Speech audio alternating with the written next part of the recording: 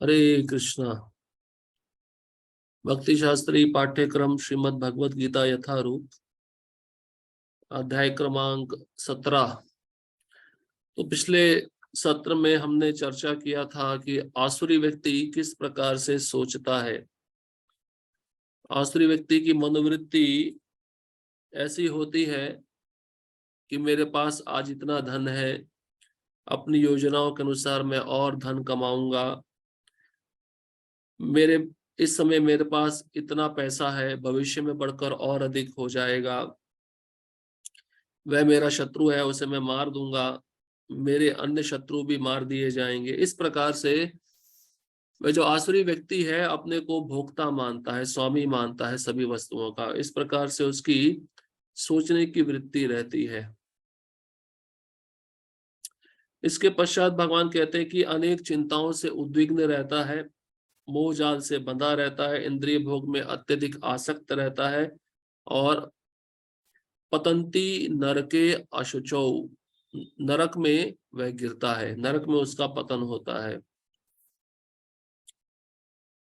ऐसे लोग अपने को श्रेष्ठ मानते हैं, घमंडी होते हैं, संपत्ति और मिथ्या प्रतिष्ठा से मोहग्रस्त होकर विधि विधान का पालन नहीं करते, और कभी कभार विधि विधान का पालन करते भी हैं तो नाम मात्र के लिए, बड़े ही गर्व के साथ यज्ञ करते हैं दिखावा करने के लिए। ऐसे लोग जो आसुरी वृत्ति के हैं, जो रजोगुनी तमोगुनी है, मिथ्या अहंकार, बल, दर्प, काम और क्रोध से मोहित होकर, भगवान कहते हैं कि ऐसे आसुरी व्यक्ति अपने शरीर तथा अन्यों के शरीरों में जो स्थित आत्मा है उससे भी ईर्ष्या करते हैं। और भगवान कहते हैं कि ऐसे क्रूर, ऐसे ईर्ष्यालु व्यक्ति जो नराधम हैं, निरंतर उनको मैं आसुरी योनियों में डालता रहता हूँ, भव सागर में डालता रहता हूँ, कभी भी वे जन्म मृत्यु के चक्र से बाहर नहीं निकल पाते। और ऐसे आसुरी लोग आसुरी योनि में बारंबार जन्म ग्रहण करते हुए कभी भी मुझ तक पहुंच नहीं पाते और धीरे धीरे वे अधम गति को प्राप्त होते हैं। 3 नरकों के द्वार के बारे में भी भगवान बताए, काम, क्रोध, लोभ। अगर वास्तव में व्यक्ति आत्म साक्षात्कार में उन्नति चाहता है तो इन 3 नरक के द्वारों का त्याग कर दे, जिससे आत्मा का पतन होता है। और जब व्यक्ति इन 3 नरक के द्वारों से बच पाता है तभी वह आत्म साक्षात्कार के लिए कल्याणकारी कार्य करता है और परम गति को प्राप्त होता है। फिर कृष्ण कहते हैं कि जो शास्त्रों की अवहेलना करते हैं, शास्त्रों के विधि विधान को नहीं मानते हैं, अपने मनमाने ढंग से कार्य करते हैं, उन्हें सिद्धि भी प्राप्त नहीं होती, सुख भी प्राप्त नहीं होता और परम गति भी प्राप्त नहीं होती। तो इस जन्म में भी उनको सुख नहीं मिलता और उनका परलोक भी नष्ट हो जाता है। इसलिए मनुष्य को शास्त्र पढ़कर, समझकर, पूर्ववर्ती आचार्यों के निर्देशानुसार शास्त्रों में जो विधि विधान है उसको समझना चाहिए, क्या कर्तव्य है, क्या अकर्तव्य है, और उसी के अनुसार आचरण करना चाहिए, तभी वह ऊपर उठ सकता है। तो इस प्रकार से 16वां अध्याय समाप्त हुआ था। इसके पश्चात हमने 17वें अध्याय के प्रथम 3 श्लोकों पर चर्चा किया था। जो प्रथम श्लोक में ही अर्जुन भगवान से प्रश्न पूछते हैं, ऐसे लोग जो शास्त्र के नियमों का पालन नहीं करते हैं, अपनी कल्पना के अनुसार पूजा करते हैं, उनकी स्थिति कैसी है? वह सत्वगुण में है, रजोगुण में है या तमोगुण में है? और भगवान कहते हैं कि जो देहधारी जीव है अपने अर्जित गुणों के अनुसार ही उसकी श्रद्धा 3 प्रकार की होती है। अगर सत्वगुणी व्यक्ति है तो उसकी श्रद्धा सत्वगुणी कहलाती है, रजोगुणी व्यक्ति है तो उसकी श्रद्धा रजोगुणी होती है, और जो तमोगुणी व्यक्ति उसकी श्रद्धा तमोगुणी होती है। विभिन्न गुणों के अंतर्गत अपने अपने अस्तित्व के अनुसार मनुष्य को एक विशेष प्रकार का शरीर मिलता है, एक विशेष प्रकार का श्रद्धा मिलता है जिसको वह विकसित करता है, और अपने ही द्वारा अर्जित गुणों के अनुसार जीव को श्रद्धा से युक्त कहा जाता है। सत्वगुणी श्रद्धा, रजोगुणी श्रद्धा और तमोगुणी श्रद्धा। अब आज हम श्लोक क्रमांक 4 से प्रारंभ कर रहे हैं, जिसमें भगवान विभिन्न गुणों के अंतर्गत पूजा का वर्णन कर रहे हैं कि सत्वगुणी व्यक्ति किसकी पूजा करता है, रजोगुणी व्यक्ति किसकी पूजा करता है और तमोगुणी व्यक्ति किसकी पूजा करता है। श्लोक क्रमांक 4, यजन्ते सात्विका देवान यक्ष रक्षांसि राजसा प्रेतान भूत गणाश्चान्य यजन्ते तामसा जना।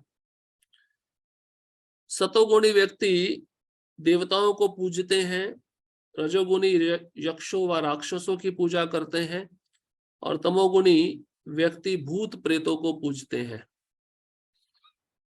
अब देखिए यहां से ना भगवान 3 गुणों में जो 3 प्रकार के लोग रहते हैं उनकी क्रियाकलाप का वर्णन करना प्रारंभ कर रहे हैं कि सतोगुणी व्यक्ति किस प्रकार का दान करता है, रजोगुणी व्यक्ति किस प्रकार का दान करता है और तमोगुणी व्यक्ति किस प्रकार का दान करता है। उन तीनों का आहार कैसा होता है, तीनों किस प्रकार का यज्ञ करते हैं और तीनों किस प्रकार से कौन कौन से व्यक्तित्वों को पूजते हैं।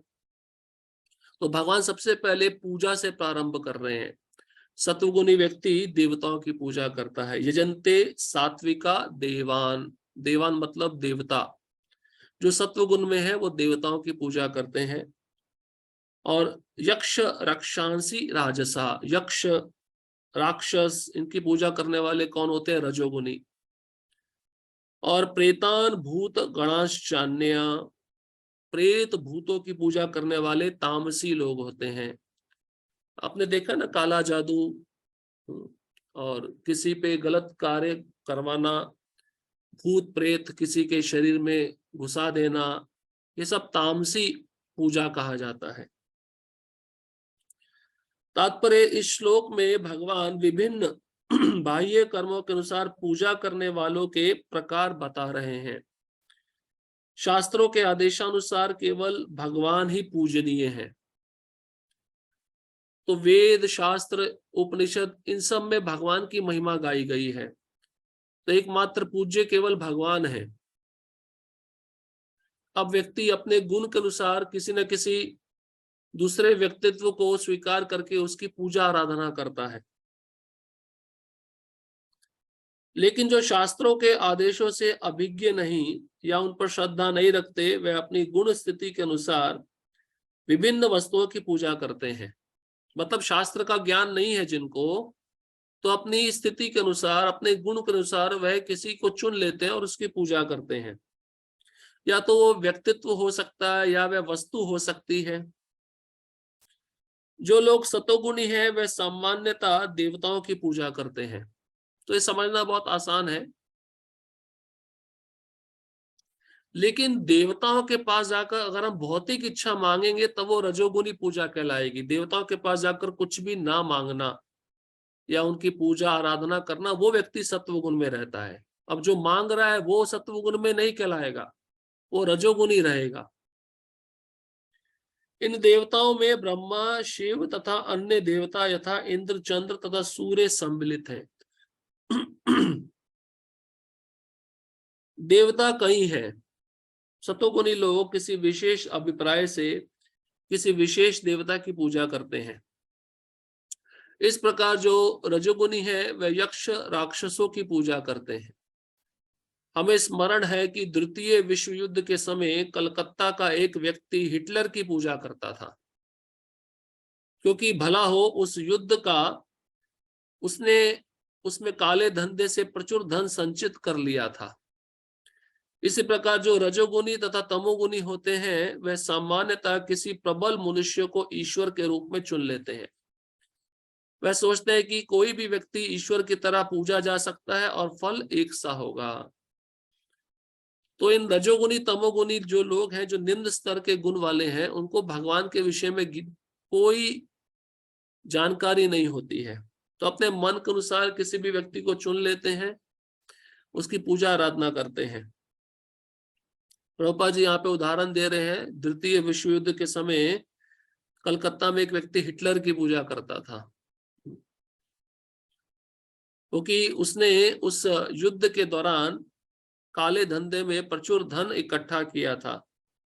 तो धन्यवाद देना चाहता था हिटलर को कि तुमने युद्ध कराया, तुम्हारे युद्ध कराने से मेरे पास बहुत सारा धन इकट्ठा हो गया। तो वह हिटलर को भगवान मानने लगा था। यहाँ पर इसका स्पष्ट वर्णन है कि रजोगुनी लोग ऐसे देवताओं की सृष्टि करके उन्हें पूजते हैं, और जो तमोगुनी है अंधकार में है, वह प्रेतों की पूजा करते हैं। कभी कभी लोग किसी मृत प्राणी की कब्र पर पूजा करते हैं, देखा होगा आपने। तो ये तामसी पूजा कहलाती है। मैथुन सेवा भी तमोगुनी मानी जाती है, मतलब जब स्त्री पुरुष संग करते हैं वो संग भी तमोगुनी है, क्योंकि उस समय चेतना पूरी तरह भगवान को भूली हुई होती है। केवल व्यक्ति अपना स्वार्थ देखता है, अपना भोग देखता है। इसी प्रकार भारत के सुदूर ग्रामों में भूतों की पूजा करने वाले हैं। आपने देखा भी होगा, कई लोगों का अंधविश्वास होता है, किसी पेड़ पे भूत बैठा है तो उस पेड़ की पूजा करने लगते हैं। तो ये तामसी पूजा कहलाती है। उनको ऐसा लगता है अगर इस पेड़ पे जो भूत बैठा है, इस पेड़ की पूजा नहीं की तो वह भूत हमको सताएगा, डराएगा, हमको कष्ट पहुंचाएगा। इसलिए उस पेड़ की पूजा करते हैं और सोचते हैं इस पेड़ की पूजा करने से भूत की पूजा हो गई। अब प्रभुपाद जी उदाहरण बता रहे हैं, हमने देखा है कि भारत के निम्न जाति के लोग कभी कभी जंगल में जाते हैं, और यदि उन्हें इसका पता चलता है कि कोई भूत किसी वृक्ष पर रहता है तो वह उस वृक्ष की पूजा करते हैं। देखिए, मैंने पढ़ा नहीं था आगे तात्पर्य, लेकिन वो उदाहरण मेरे मन में आया, इसलिए आपके साथ शेयर किया। प्रभुपाद लिख रहे हैं, ये निम्न जाति के लोग ही ऐसा सोचते हैं कि इस पेड़ पे भूत रहता है, इसलिए इस पेड़ की पूजा करो, वह भूत हमको कष्ट नहीं पहुंचाएगा, और बलि चढ़ाते हैं। देखा ना, काली को बलि चढ़ाते हैं। ये भी तामसी पूजा कहलाती है। ये पूजा के विभिन्न प्रकार वास्तव में ईश्वर पूजा नहीं है। ईश्वर पूजा तो सात्विक पुरुषों के लिए है, मतलब जो सत्व गुण में रहते हैं उनके लिए भगवान की पूजा दी गई है। श्रीमद् भागवत में चौथा स्कंद 3रा अध्याय 23वां श्लोक कहा गया है, सत्वम विशुद्धम वसुदेव शब्दितम। जब व्यक्ति सतोगुणी होता है तो वह वासुदेव की पूजा करता है।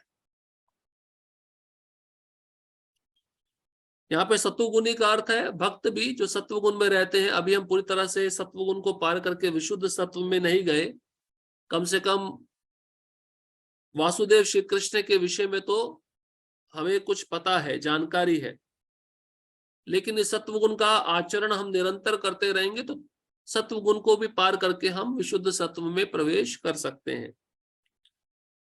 तात्पर्य यह है कि जो लोग गुणों से पूर्णतया शुद्ध हो चुके हैं और दिव्य पद को प्राप्त है, वे ही भगवान की पूजा कर सकते हैं। तो दिव्य पद को प्राप्त मतलब 3 गुणों से परे, जो पूरी तरह से शुद्ध हो चुका है, वो ही भगवान की सेवा पूजा कर सकता है पूरी तरह, निरंतर अपने मन को कृष्ण के चरण कमलों में लगाकर। ऐसा भक्त ही दिव्य पद पर रहकर पूरी तरह से कृष्ण की सेवा कर सकता है, और ऐसे भक्त को विशुद्ध सत्व में स्थित माना हुआ जाना जाता है। निर्विशेषवादी सतोगुण में स्थित माने जाते हैं और वे पंच देवताओं की पूजा करते हैं। इसको कहते हैं पंचोपासना। तो ये मायावादी निर्विशेषवादी भी सतोगुणी होते हैं, भगवान के रूप को नहीं मानते, लेकिन पूजा करने के उद्देश्य से किसी देवताओं को ही भगवान मानकर उनकी पूजा करते हैं। 5 देवता कौन कौन से जिनको वे पूजते हैं? गणेश, शिवजी, सूर्य, दुर्गा, विष्णु। अब भगवान विष्णु को ये देवताओं के समान मानते हैं, तो शास्त्र में इसका भी उल्लेख है कि ऐसे व्यक्ति को पाषंडी कहते हैं। मतलब जो देवताओं के समान भगवान को मानता है, देवताओं का स्तर और भगवान का स्तर एक जैसा है, ऐसे को पाषंडी कहते हैं। तो ये निर्विशेषवादी भी सतोगुण में स्थित माने जाते हैं। 5 देवताओं की पूजा करते हैं। वे भौतिक जगत में निराकार विष्णु को पूजते हैं, क्योंकि निर्विशेषवादी है, भगवान के आकार को स्वीकार नहीं करते। जो सिद्धांतीकृत विष्णु कहलाता है, सिद्धांतीकृत मतलब अपने इच्छा से बना हुआ, रूप तो नहीं है लेकिन पूजा के उद्देश्य से किसी रूप को मानकर उसका आराधना करना। विष्णु भगवान के विस्तार है, लेकिन निर्विशेषवादी अंततः भगवान में विश्वास न करने के कारण सोचते हैं कि विष्णु का स्वरूप निराकार ब्रह्म का दूसरा पक्ष है। तो 3 स्तर है ना, ब्रह्म, परमात्मा, भगवान। तो निर्विशेषवादी ये ब्रह्म को भगवान का दूसरा रूप मानते हैं, उस ब्रह्म की पूजा दूसरे रूप में करते हैं। इसी प्रकार वे ये मानते हैं कि ब्रह्मा जी रजोगुण के निराकार रूप हैं, अतः वे कभी कभी 5 देवताओं का वर्णन करते हैं जो पूज्य है। लेकिन चूंकि वे लोग निराकार ब्रह्म को ही वास्तविक सत्य मानते हैं, इसलिए वे अंततः समस्त पूज्य वस्तुओं को त्याग देते हैं। निष्कर्ष यह निकलता है कि प्रकृति के विभिन्न गुणों को दिव्य प्रकृति वाले व्यक्तियों की संगति से शुद्ध किया जा सकता है। मतलब जो रजोगुनी तमोगुनी है, अगर उसको सत्व गुण में आना है तो सत्व गुणी व्यक्ति का संग करना होगा, और सत्वगुणी व्यक्ति को अगर विशुद्ध सत्व में आना है तो उसको शुद्ध भक्त का संग करना होगा। प्रभुपाद जी इस तात्पर्य के अंतिम पंक्ति में यही बता रहे हैं कि प्रकृति के जो विभिन्न गुण है, मतलब 3 गुण है, सत्वगुण, रजोगुण और तमोगुण, अगर इससे शुद्धि चाहिए, इससे मुक्ति चाहिए, तो दिव्य प्रकृति वाले व्यक्तियों की संगति करनी होगी। दिव्य प्रकृति मतलब जो इन 3 गुणों को पार कर चुका है। अब जैसे राजा रहुगण थे, वे ज्ञान प्राप्त करने के लिए कपिलाश्रम जा रहे थे, गंगा सागर जा रहे थे। राजा होता है, रजोगुनी होता है, प्रजा का पालन करता है। अब रजोगुण तो था ही अंदर, लेकिन जब उनको दिव्य संग प्राप्त हुआ जड़ भरत का, तो जड़ भरत के संग से उनकी चेतना जो रजोगुनी थी वह सत्व गुण में आ गई, और फिर उन्होंने जड़ भरत को अपना गुरु मान लिया और उनके आदेशानुसार भक्ति प्रारंभ की। फिर धीरे धीरे वो भक्ति करते हुए सत्व गुणों को, सत्व गुण से ऊपर उठकर विशुद्ध सत्व में आ गए। तो ऐसा व्यक्ति जो दिव्य प्रकृति में स्थित है, दिव्य प्रकृति मतलब दिव्य चेतना जो भगवान के धाम से संबंधित होती है, भगवान के नाम रूप गुण लीला से संबंधित होती है, ऐसे व्यक्ति का संग करने से व्यक्ति 3 गुणों से बहुत आसानी से छूट जाता है, मुक्त हो जाता है। तो चेतना तभी बदलेगी जब हम उच्च चेतना वाले लोगों का या भक्तों का संग करेंगे, जो सत्व गुण में स्थित है या जो विशुद्ध सत्व में स्थित है। जैसे ध्रुव महाराज थे, ध्रुव महाराज देखिए कितने रजोगुनी थे, क्षत्रिय थे। नारद मुनि ने कहा कि तुम्हारा अभी तो समय नहीं है तपस्या करने का, तुम अभी क्यों जा रहे हो तपस्या करने? तो उन्होंने बोला मैं तो तपस्या करने जा रहा हूं, अगर आप मुझे मदद कर सकते हैं तो मुझे मार्ग दिखलाइए, नहीं तो आप साइड हो जाइए। तो उन्होंने कहा कि छोटा बालक होता है, उसके अंदर मान अपमान की कोई भावना नहीं रहती है, तुम इतने छोटे हो, तुम्हारे अंदर इतना मान की कैसे भावना आ गई? बोले मैं क्षत्रिय हूं, क्षत्रिय के अंदर रजोगुनी खून दौड़ता है, उसके कारण मेरे अंदर अभिलाषा है कि मैं अपने प्रपितामह ब्रह्मा से भी श्रेष्ठ पद प्राप्त करना चाहता हूं। लेकिन बाद में क्या हुआ, जब नारद मुनि के आदेशानुसार उन्होंने पूजा की, उन्होंने आराधना की, उन्होंने आज्ञा का पालन किया, तो ध्रुव महाराज पूरी तरह शुद्ध हो गए। जो राज्य चाहते थे, ब्रह्मा जी से श्रेष्ठ पद प्राप्त करना चाहते थे, उन्होंने क्या बोला भगवान को कि मुझे आपसे कुछ नहीं चाहिए, मैं तो कांच के टुकड़े लेने के लिए आया था, लेकिन मुझे हीरा मिल गया। तो उनकी चेतना शुद्ध हो गई ध्रुव महाराज की, और देखिए भगवान ने फिर भी उनको दे दिया उनकी जो इच्छा थी। जब घर वापस आ रहे थे ध्रुव महाराज तो रो रहे थे कि मेरे को भगवत प्राप्ति हो गई, भगवान का मैंने दर्शन किया, लेकिन क्या मांगा, क्या इच्छा थी, मेरे को ऊंचा पद मिले, मुझे भगवान के धाम जाना चाहिए था, मुझे कहना चाहिए था कि मुझे इस संसार से मुक्ति दीजिए और पूरी तरह से आपके धाम में बुलाकर मुझे सेवा प्रदान कीजिए, लेकिन वो मैं मांग नहीं पाया। लेकिन फिर भी ध्रुव महाराज की चेतना पूरी तरह शुद्ध हो चुकी थी। वह सत्व गुण को पार करके विशुद्ध सत्व में प्रवेश कर चुके थे, क्योंकि भगवान का दर्शन वही कर सकता है जो 3 गुणों को पार कर गया है। सत्व गुण में भी रह के व्यक्ति भगवान का दर्शन नहीं कर सकता। तो ये श्लोक यही दर्शाता है कि सत्वगुणी लोग देवताओं की पूजा करते हैं, रजोगुणी लोग यक्ष राक्षसों की पूजा करते हैं और तमोगुणी लोग भूत प्रेतों की पूजा करते हैं। अब श्लोक क्रमांक 5 और 6 में भगवान आसुरी तपस्या बता रहे हैं। जो असुर होते हैं वो किस प्रकार से तपस्या करते हैं, मतलब तमोगुणी तपस्या। श्लोक क्रमांक 5 और 6, अशास्त्र विहितम घोरम तप्यन्ते ये तपोजना दंभ अहंकार संयुक्ता काम राग बलान्विता कर्षयन्ता शरीरस्थं भूतग्रामम चेतसा मां चैवान्तः शरीरस्थं तान् विद्यासुर निश्चयान्। जो लोग दंभ तथा अहंकार से अभिभूत होकर शास्त्र विरुद्ध कठोर तपस्या और व्रत करते हैं, जो काम तथा आसक्ति द्वारा प्रेरित होते हैं, जो मूर्ख हैं तथा जो शरीर के भौतिक तत्वों को तथा शरीर के भीतर स्थित परमात्मा को कष्ट पहुंचाते हैं, वे असुर कहे जाते हैं। तो अशास्त्र मतलब जो शास्त्र में नहीं दिया हुआ उसको करना। शास्त्र में ऐसी तपस्या जिसका वर्णन नहीं है उस तपस्या को करना, ये आसुरी व्यक्ति का लक्षण है। और घोरम, घोरम मतलब अन्यों के लिए हानिप्रद, जो दूसरों को भी कष्ट पहुंचाने वाली है। ऐसी तपस्या जो दूसरों को कष्ट पहुंचाती है, ऐसी तपस्या किसने किया था? हिरण्यकशिपु। भागवतम में वर्णन है जब 36,000 साल तक वो पांव के अंगूठे के नाखून के टोक पे खड़ा रहा, ऊपर मुख करके, दोनों हाथ ऊपर करके, तो उसके शरीर से अग्नि निकलने लगी और ऐसी भीषण अग्नि थी कि उस अग्नि के ताप में तीनों लोग जलने लगे, देवताओं को कष्ट मिलने लगा। इसी कष्ट के कारण देवता ब्रह्मा जी के पास पहुंच गए और याचना किया कि ये घोर तपस्या कौन कर रहा है जिस तपस्या से दूसरों को भी कष्ट पहुंच रहा है।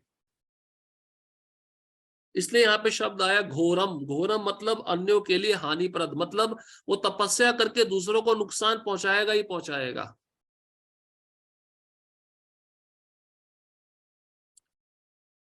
जैसे भस्मासुर था, अपने शरीर का एक एक अंग काटकर यज्ञ में चढ़ाता था शिव जी की प्रसन्नता के लिए। इसको भी आसुरी तपस्या कहा गया है। अंत में जब उसका मस्तक बच गया, अब बोले मस्तक भी काट के चढ़ा दूंगा, जैसे ही काटने लगा तो शिव जी आ गए उसको दर्शन देने। शिव जी प्रकट हुए तो उसने क्या वर मांगा? जिस किसी के सिर पे मैं हाथ रखूंगा वो भस्म हो जाए।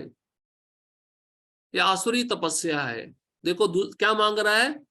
दूसरों के लिए कष्ट मांग रहा है, दूसरों को हानि पहुंचाना चाहता है। और हिरण्यकशिपु को भी जब सब सिद्धियां मिल गई, सब उसको श्रेष्ठ पद मिल गया, तो उसने क्या किया? उसने यही आदेश दिया कि जहां पे भी ब्राह्मण रहते हैं, जहां पे यज्ञ किए जाते हैं, जहां पे गौशालाएं हैं, इन सबको खत्म कर दो, इन सबको नष्ट कर दो। तो आसुरी व्यक्ति दूसरों को कष्ट पहुंचाने के लिए तपस्या करता है, उसका उद्देश्य ये होता है। और कैसी तपस्या होती है? दंभ और अहंकार से अभिभूत होती है। दंभ मतलब घमंड और अहंकार मतलब मिथ्या अहंकार। इन दोनों के संयुक्त से जो तपस्या की जाती है, ऐसी तपस्या आसुरी होती है। और भी गुण बताए हैं इसमें आसुरी तपस्या के, जो काम तथा आसक्ति द्वारा प्रेरित होती है। काम मतलब भौतिक इच्छाएं। हिरण्यकशिपु का यही तो इच्छा था ना कि मैं कभी भी ना मरूं, और मेरी जो इंद्रियां हैं सदैव इंद्र तृप्ति में लगी रहे, भोगों में लगी रहे। तो काम और आसक्ति से प्रेरित होती है ऐसी तपस्या।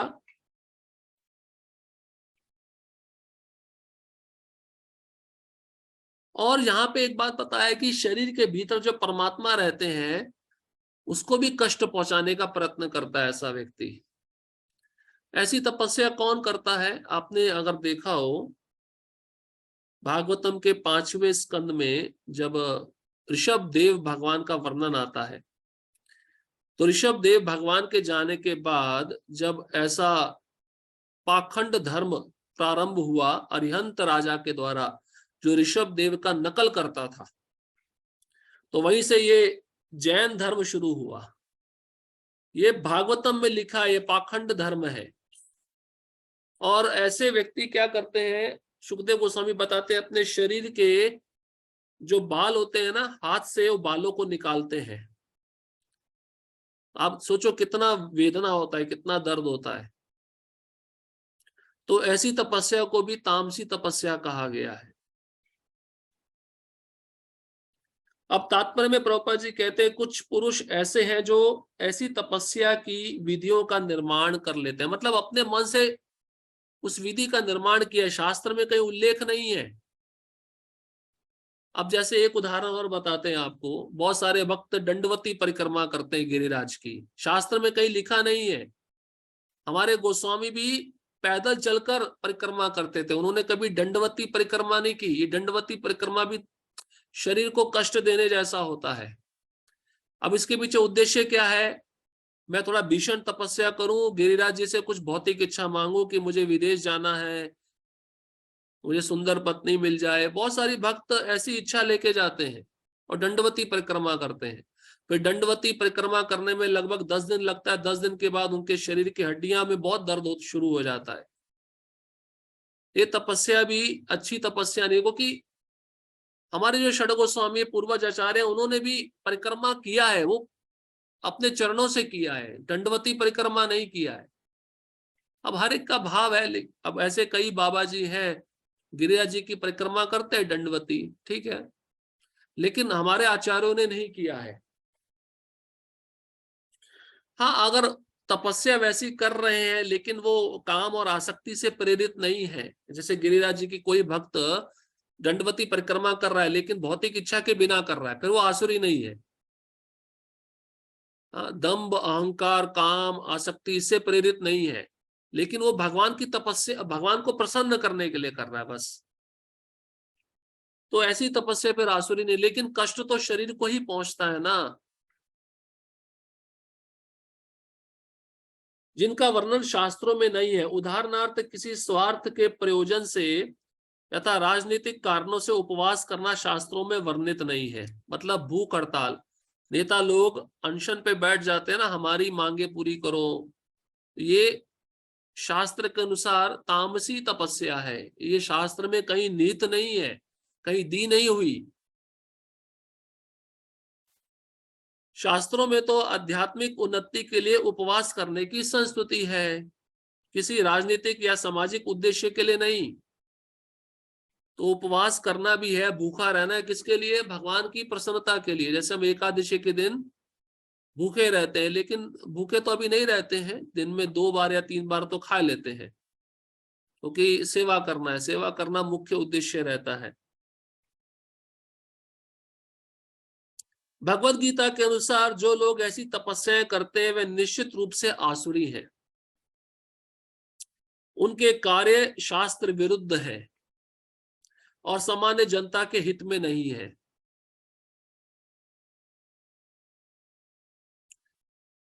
अब इलेक्शन के समय भी आप देखिए कई नेता लोग सोते नहीं है, ये भी तपस्या ही है ना। कम खाते हैं, क्योंकि उनका उद्देश्य रहता है ज्यादा से ज्यादा प्रचार किया जाए, ज्यादा से ज्यादा रैली निकाली जाए, ज्यादा से ज्यादा भाषण दिए जाएं। तो ये शास्त्र में कहीं इसका उल्लेख नहीं, लेकिन अब ऐसे लोग ऐसे नेताओं से प्रभावित होकर जब उनको चुनते हैं तो नेता लोग क्या करते हैं, उन लोगों का, उन प्रजाओं का शोषण करते हैं। इसलिए यहाँ पे बताया सामान्य जनता के हित में नहीं है ये। वास्तव में वे लोग गर्व, अहंकार, काम तथा भौतिक भोग के प्रति आसक्ति के कारण ऐसा करते हैं। तो ये तामसी तपस्या, आसुरी तपस्या करने के पीछे कारण क्या है? गर्व, अहंकार, काम तथा भौतिक भोग के प्रति आसक्ति, उद्देश्य ये रहता है। अब भक्त जो तपस्या करते हैं वो भगवान के लिए, और शास्त्र में दिया हुआ है, शास्त्र में दिया है सुबह जल्दी उठना चाहिए, वो भी तपस्या है। तो भक्तगण भगवान की प्रसन्नता के लिए उठते हैं। ऐसे कार्यों से न केवल शरीर के उन तत्वों को विक्षोभ होता है जिनसे शरीर बना है, अपितु शरीर के भीतर निवास कर रहे परमात्मा को भी कष्ट पहुंचता है। अब प्रश्न ये उठता है कि परमात्मा तो दिव्य, उनको कष्ट कैसे पहुंचता है?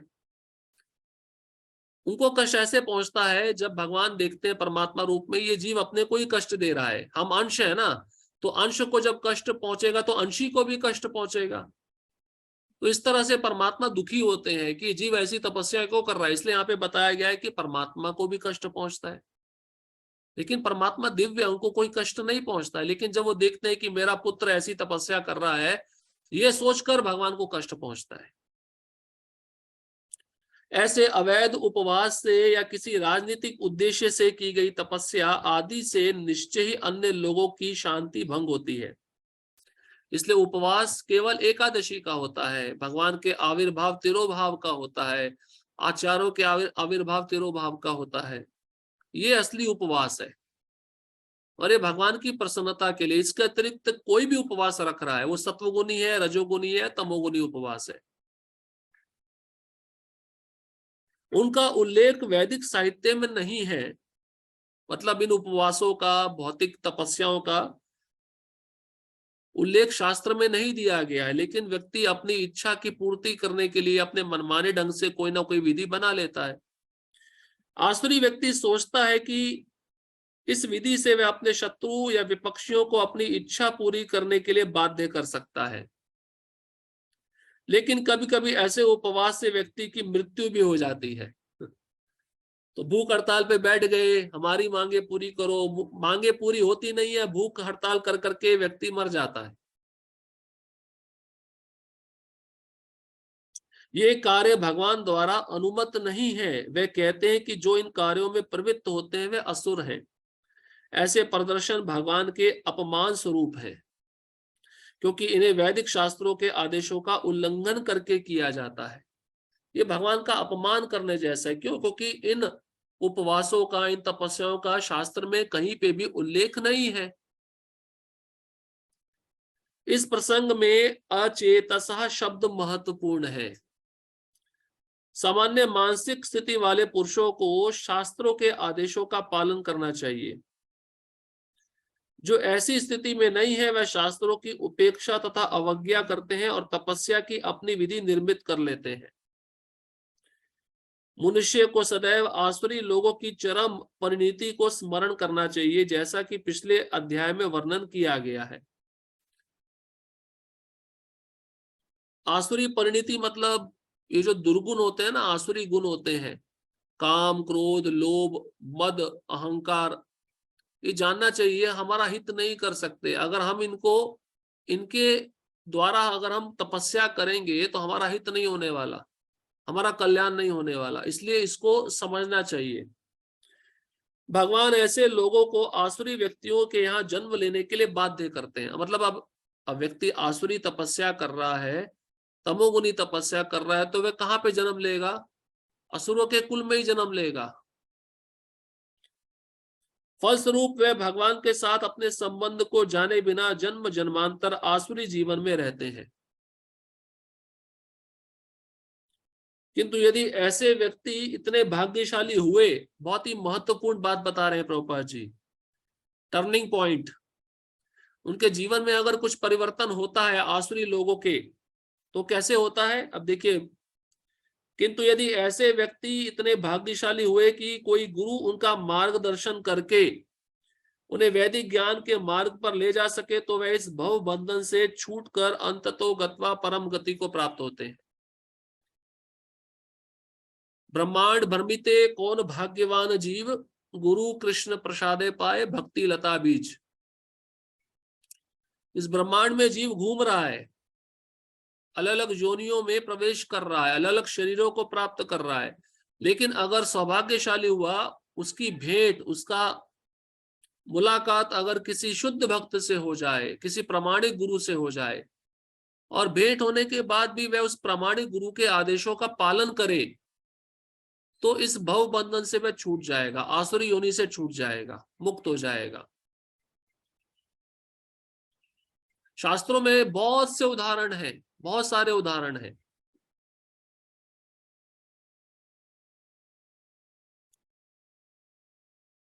तो आसुरी तपस्या शरीर को भी कष्ट पहुंचाती है, शरीर में रहने वाले परमात्मा को भी कष्ट पहुंचाती है, और इसका लक्ष्य क्या होता है? अधम योनि।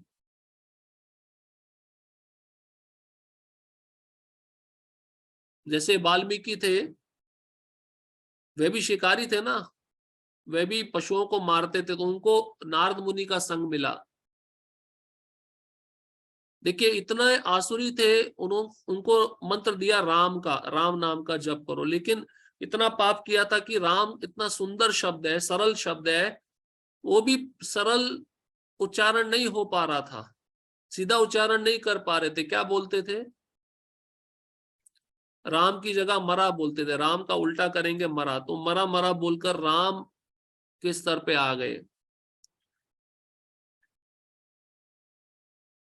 तो शुद्ध भक्त का संग व्यक्ति को 3 गुणों से पार करके दिव्य स्तर पर पहुंचा सकता है।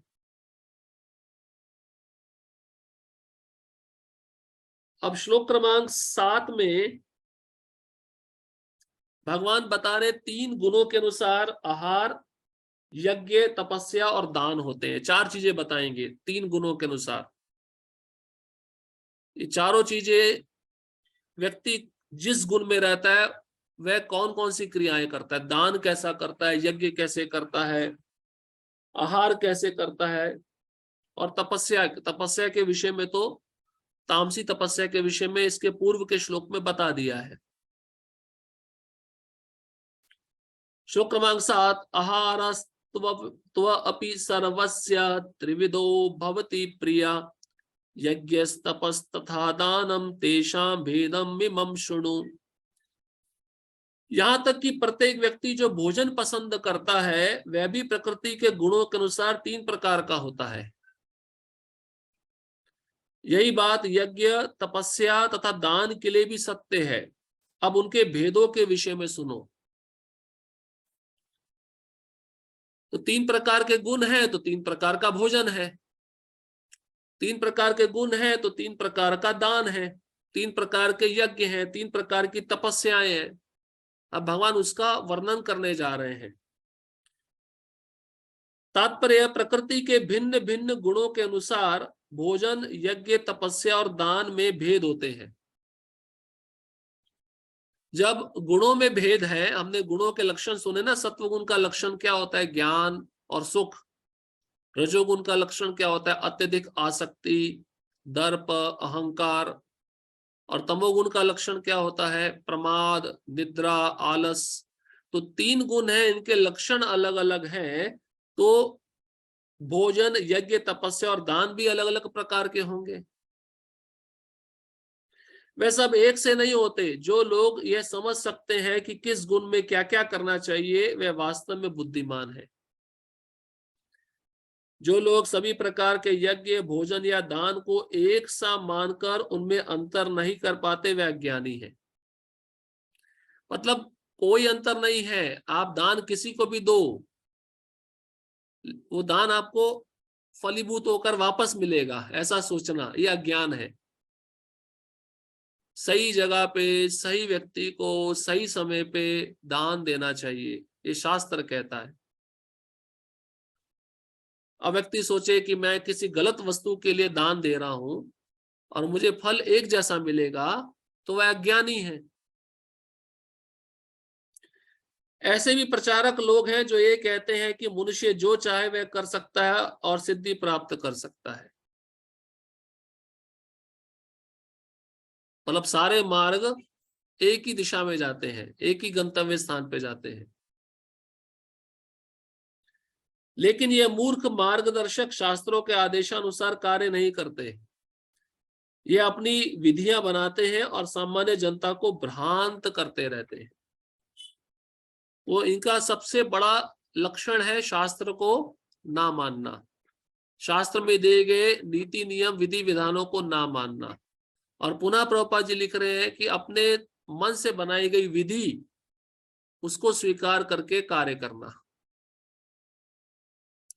और जब ये ऐसा कार्य करते हैं तो सामान्य जनता भ्रांत हो जाती है, इनके चंगुल में फंस जाती है, इनसे मोहित हो जाती है। अभी 3 प्रकार के भोजन का भगवान वर्णन कर रहे हैं।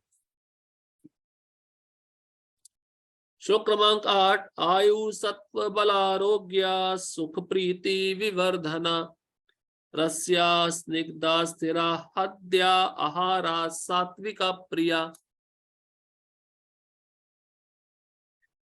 जो भोजन सात्विक व्यक्तियों को प्रिय होता है वह आयु बढ़ाने वाला, जीवन को शुद्ध करने वाला तथा बल स्वास्थ्य सुख तथा तृप्ति प्रदान करने वाला होता है।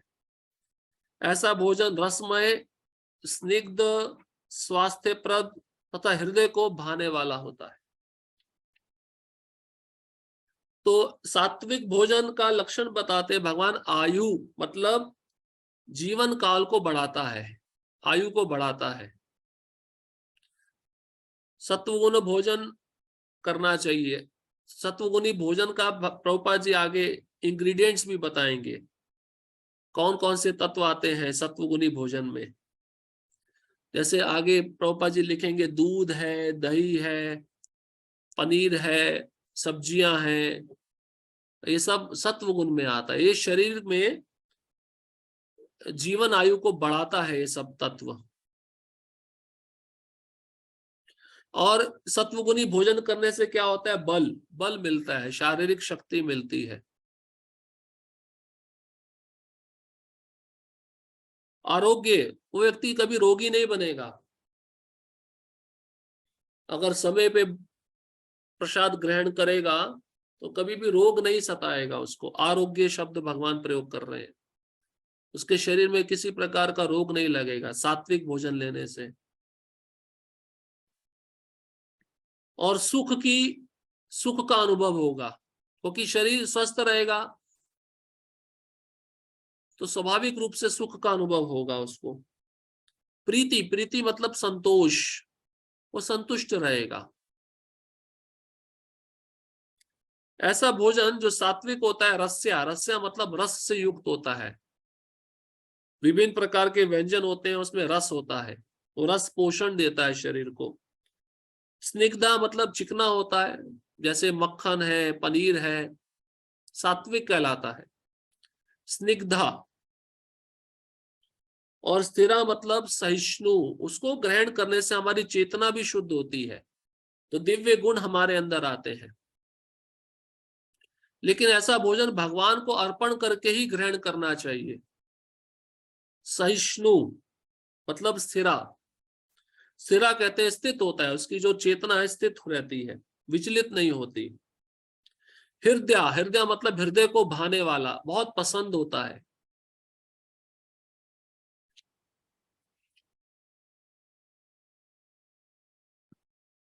तो प्रभुपाद जी 10वें श्लोक के तात्पर्य में सत्व गुण में जो भोजन की सामग्री आती है उसका वर्णन करेंगे, कौन कौन से तत्व है जिसको ग्रहण करने से सत्व गुण और बढ़ता है। श्लोक क्रमांक 9, अब रजोगुणी भोजन का वर्णन कर रहे हैं भगवान। महाराष्ट्र के लोगों को बहुत प्रिय होता है।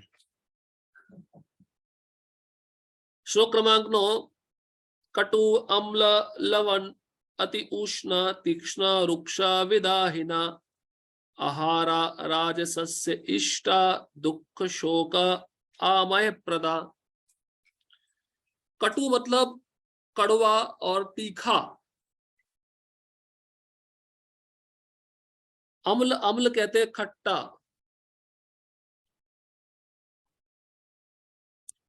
खट्टा हो गया, चटपटा हो गया। सबको हंसी आ रही है। ये काम की बात है ना, भगवान देखो कितना डिटेल में बता रहे हैं। ये बाहर जाके जो चाट पकौड़ियाँ, चटपटी चाट, ये सब रजोगुण में आता है। घर में बना के खा सकते हैं, कोई मनाही नहीं है। बाहर के लोग कितना तीखा बनाते हैं, आपको इसका अनुभव अनुभव भी होगा। कई लोग हैं तीखा खाए बिना रह नहीं सकते, उनको नींद नहीं आएगा। तो मुख्य रूप से बाहर का जो भोजन है वो टालना चाहिए। अम्ल मतलब खट्टा, बहुत ज्यादा खट्टा नहीं होना चाहिए। इसलिए बहुत सारे भक्त सोचते हैं चलो शाम के समय कर्ड राइस खा लेंगे और फ्रूट सैलेड खा लेंगे। दही का आइटम, दही जो है शाम को अवॉइड करना चाहिए, वो भी रजोगुण बन जाता है। सत्वगुणी वस्तु समय के अनुसार गुण में बदल जाती है, ये आप समझ लीजिए। सत्वगुणी वो दिन में है लेकिन शाम में वो रजोगुणी बन जाएगी। आप ऐसा मत समझो कि हर समय सत्वगुण रहेगा। इसलिए शाम को दही का पदार्थ रात में नहीं खाना चाहिए।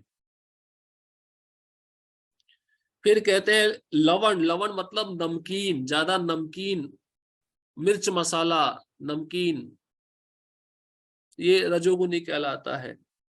और अति उष्ण, बहुत गर्म, इतना गर्म कि मुंह में डाला जल गया।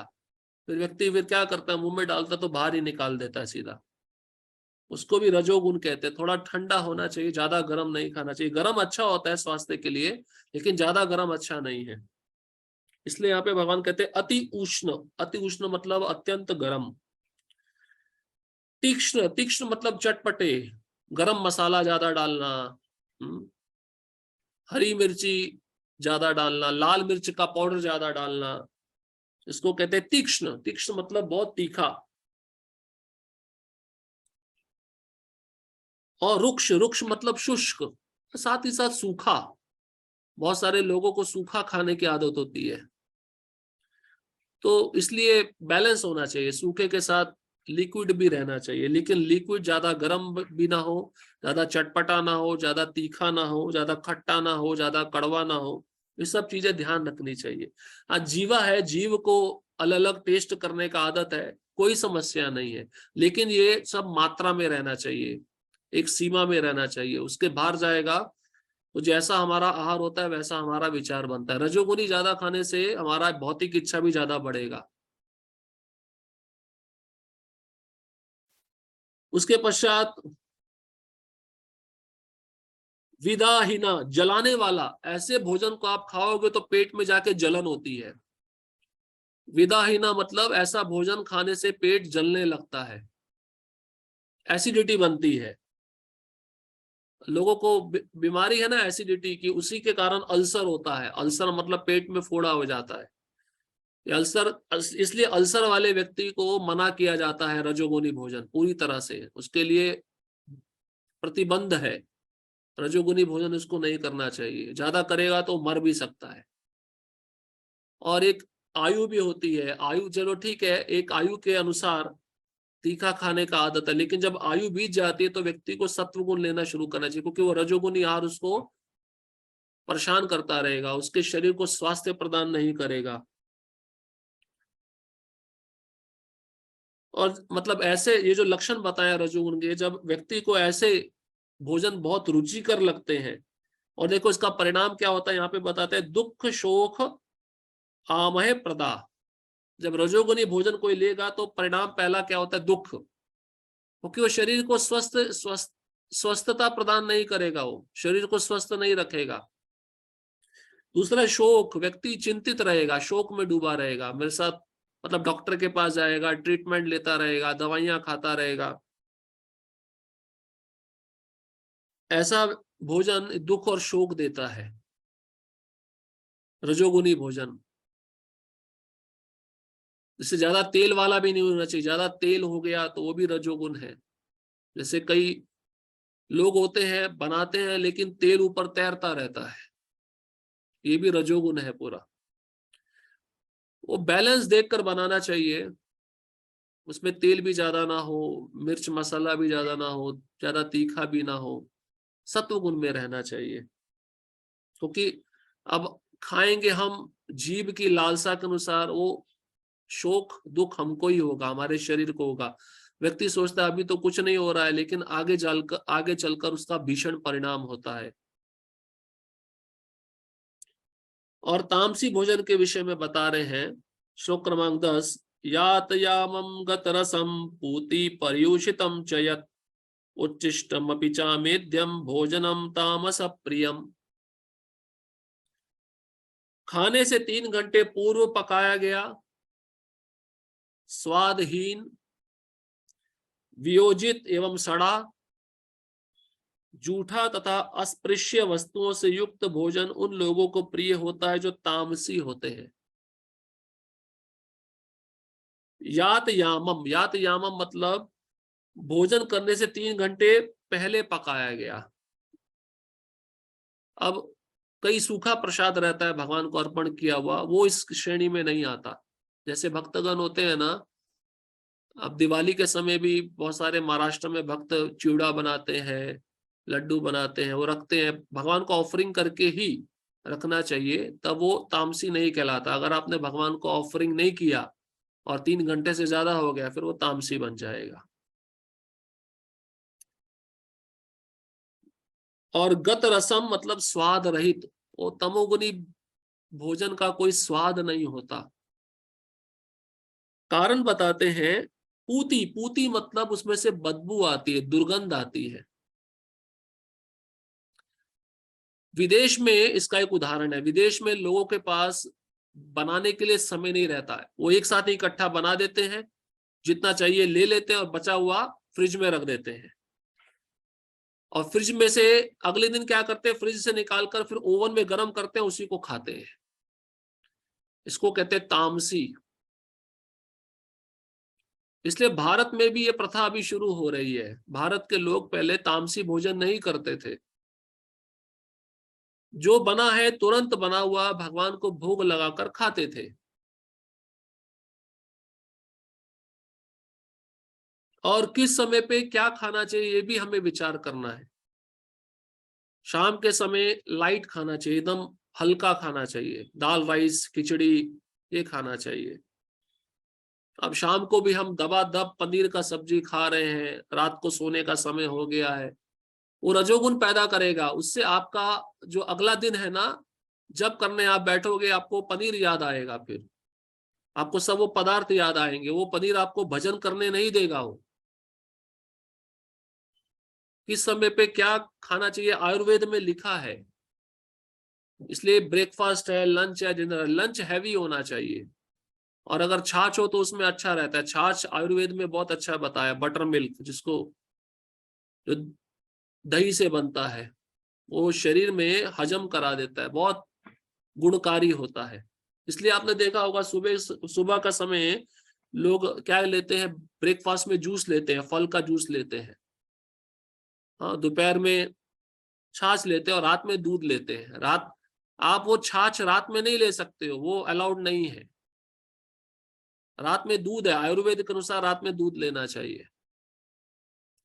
आयुर्वेद में सब लिखा है, अगर इसके अनुसार चलेंगे हमारा शरीर का स्वास्थ्य बना रहेगा। पूती पूती मतलब उस भोजन में से दुर्गंध आता है, बिगड़ा हुआ होता है, सड़ा हुआ। बिगड़ा हुआ मतलब सड़ जाता है। व्यक्ति, आप विश्वास नहीं करेंगे, एक दिन बनाकर व्यक्ति उसी को हफ्ते भर चलाता रहता है। इसको भी तामसी कहते हैं। तामसी क्या होता है, माताएं भी क्या करती हैं, आटा गूंद दिया ज्यादा मात्रा में, अभी पता नहीं कितना माप में गूंदना था, अब बच गया, उसको फ्रिज में रख दिया। फ्रिज का आइटम ये भी तामसी है, जितना हो सके फ्रिज का आइटम कम यूज करना चाहिए। अब उसको रख दिया गूंद के, चलो वही आटा निकाला रात में बना दिया। अब वो आप भगवान को भोग नहीं लगा सकते हो। इसलिए माताओं को क्वांटिटी पता होनी चाहिए। इस फील्ड में माताएं निपुण होनी चाहिए। कि कितने लोग हैं, कितना क्वांटिटी में वस्तु चाहिए, उसके अनुसार ही बनाना चाहिए। परिविषितम मतलब बिगड़ा हुआ, सड़ जाता है, उसमें से दुर्गंध आती है, बांस आती है। और एक महत्वपूर्ण बात भगवान कहते हैं, उच्चिष्टम। उच्चिष्टम मतलब अन्यों का जूठन, ये भी तामसी है। अब गुरु का जूठन ये तामसी नहीं है, वो तो महाप्रसाद है, आपकी चेतना को उन्नत कर देगा अगर आप सही चेतना में उसको ग्रहण करोगे। लेकिन घर के किसी अन्य सदस्य का जूठा का खाना, वो तामसी है। अब हमको एक प्रश्न पूछा गया था, प्रभु जी बच्चे छोटे हैं, वो भोजन छोड़ देते हैं, और हम माता पिता को खाना पड़ता है, तामसी है? हाँ तामसी है। इसलिए आप बच्चे को थोड़ा थोड़ा करके दो, जितना चाहिए उतना दो, आप एक साथ प्लेट में मत डालो। बच्चे का आप क्वांटिटी जानते हैं ना, कितना कितना चाहिए होता है उसको, उसके अनुसार ही उसको देना चाहिए। क्योंकि भगवान यहाँ पे कह रहे हैं उच्चिष्टम। उच्चिष्टम मतलब अन्यों का जूठा। अब कई माता पिता सोचते हैं चलो बच्चों और माता पिता के शरीर में कोई अंतर नहीं है, जूठा खा सकते हैं, फिर कर्म में भी अंतर नहीं है, फिर कर्म भी ले सकते हैं ना। भगवान ने तो कर्म नहीं दिए किसी के किसी को, अपने कर्म तो हमको अपने ही भोगने हैं। तो नियम यहाँ पे भी लागू होता है। तो अन्यों का जूठन, ये मुस्लिम नहीं, ऐसा नहीं कहना चाहिए, सत्य बात है। हम एक बार ट्रेन में ट्रेवल कर रहे थे, जो मलेच्छ जाति के लोग हैं, आप समझ जाइए, हाँ, जो एक ही प्लेट में 6 जने भोजन कर रहे हैं, एक ही प्लेट में, वो उसका हाथ से खा रहा है, वो उसका हाथ से खा रहा है, ये तामसी चीज है सब। इसलिए ये संस्कृति पता नहीं है, मलेच्छ लोग हैं, इसको अनार्य बोलते हैं, अनार्य। तो ये उच्चिष्टम आता है, उसी में आता है जूठा।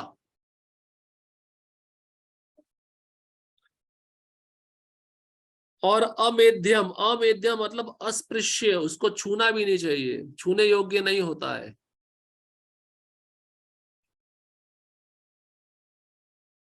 तो ऐसा भोजन तामसी लोगों को प्रिय होता है।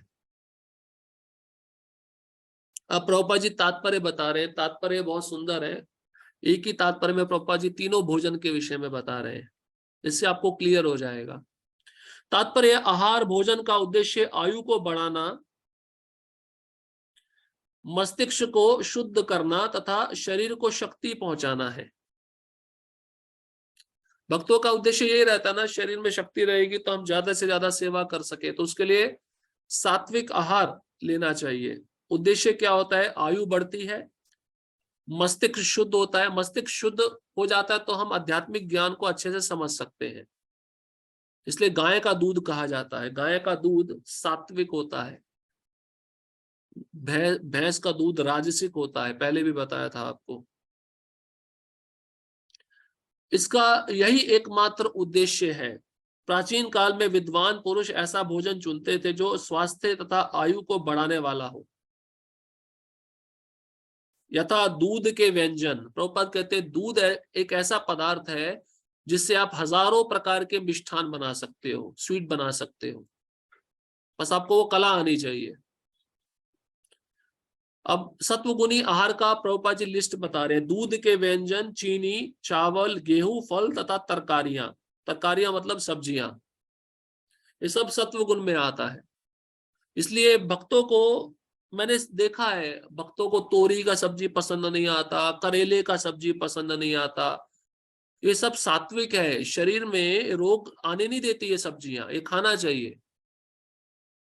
नहीं, केला, करेला, करेला कड़वा होता है, कड़वा नहीं है, उस शरीर में से जो आपके टॉक्सिक है ना उसको निकालता है। आप करेले का जूस पियो, देखो आपको कोई रोग नहीं होगा।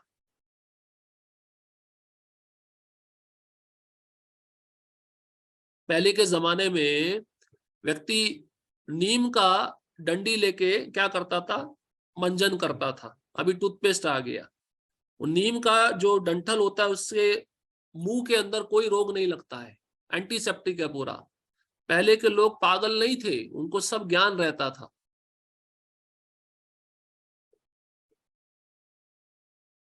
ये भोजन सतोगुणी व्यक्तियों को अत्यंत प्रिय होते हैं।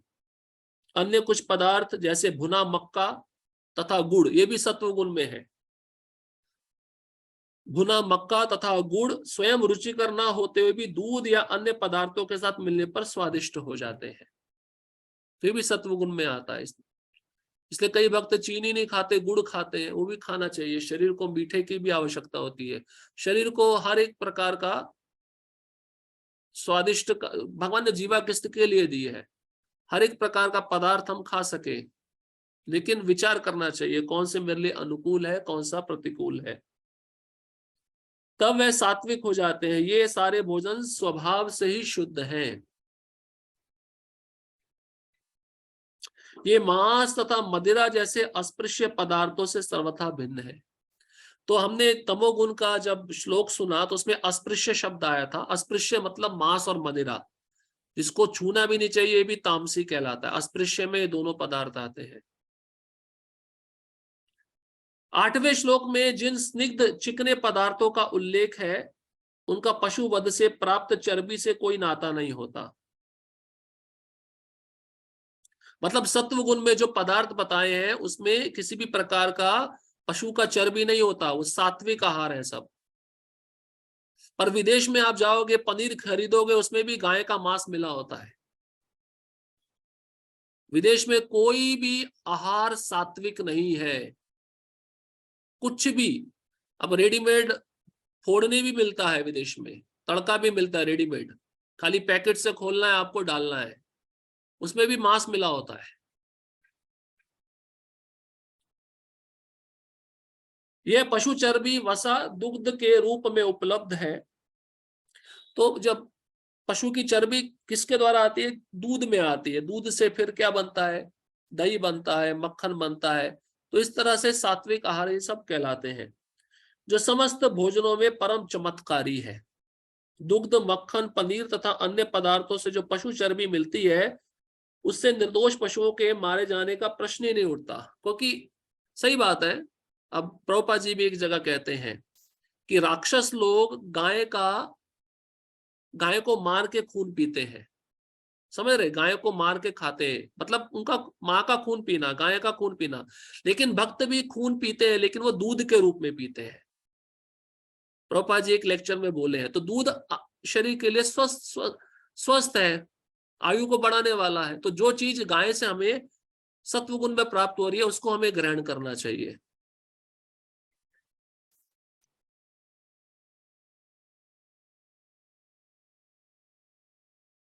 तो ये सब वस्तुएं हमें प्राप्त होगी तो पशु को मारे जाने का प्रश्न ही नहीं उठेगा। यह केवल पाशविक मनोवृत्ति है जिसके कारण पशुवध चल रहा है। तो अन्य लोग सोचते हैं पशुओं को मार के उसका चर्बी हमें मिलेगा, जिससे हमारा शरीर हृष्ट पुष्ट होगा, लेकिन शास्त्र में ऐसा उल्लेख नहीं दिया गया। आवश्यक चर्बी प्राप्त करने की सुसंस्कृत विधि दूध से है। पशुवध तो अमानवीय है। मटर, दाल, दलिया आदि से प्रचुर मात्रा में प्रोटीन उपलब्ध होता है। अब व्यक्ति सोचता है कि सबसे ज्यादा प्रोटीन तो मांस में है, तो मांस खाने से मेरे को प्रोटीन मिलेगा। तो प्रभुपाद जी लिख रहे हैं मटर, दाल और दलिया, इसमें प्रोटीन रहता है, व्यक्ति को ये लेना चाहिए, तो वो भी सत्व गुण में है। भगवान ने सब सुविधा उपलब्ध की है मनुष्य के लिए, फिर मांस खाने का क्या आवश्यकता है।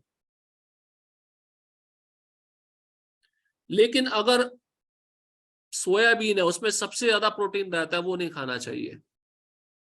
इनमें प्रोटीन है लेकिन कम मात्रा में, कम है। लेकिन जिस पदार्थ में प्रोटीन बहुत ज्यादा मात्रा में है, जैसे सोयाबीन, उसको ग्रहण नहीं करना चाहिए। कई भक्तों को सोयाबीन बहुत अच्छा लगता है, तो ये अब मांस तो खा नहीं सकते सीधा, लेकिन वो सोयाबीन कैसा दिखता है, मांस की तरह दिखता है। जब वो खाते हैं तो हमको वही चेतना मिलती है, वही आनंद मिलता है। प्रभुपाद जी लिखे हैं सोयाबीन, मशरूम, मशरूम भी तामसी है।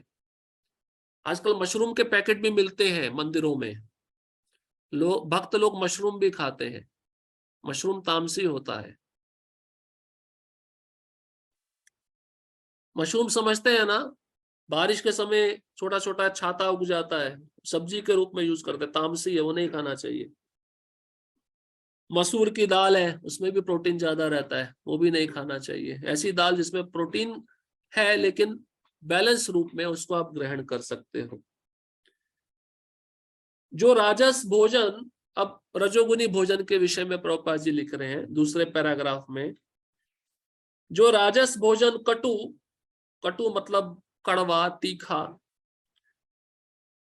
बहुत लवणीय या अत्यधिक गर्म, अति ऊष्म, चरपरा मतलब चटपटा होता है, वह आमाशय की श्लेष्मा को घटाकर रोग उत्पन्न करता है। जैसे पहले बता दिया, अल्सर, पेट की बीमारियां या राजसी भोजन से आता है। तामसी भोजन अनिवार्यतः बासी होता है। खाने से 3 घंटे पूर्व बना कोई भी भोजन भगवान को अर्पित प्रसादम को छोड़कर, देखिए प्रभुपाद जी ब्रैकेट में लिख रहे हैं,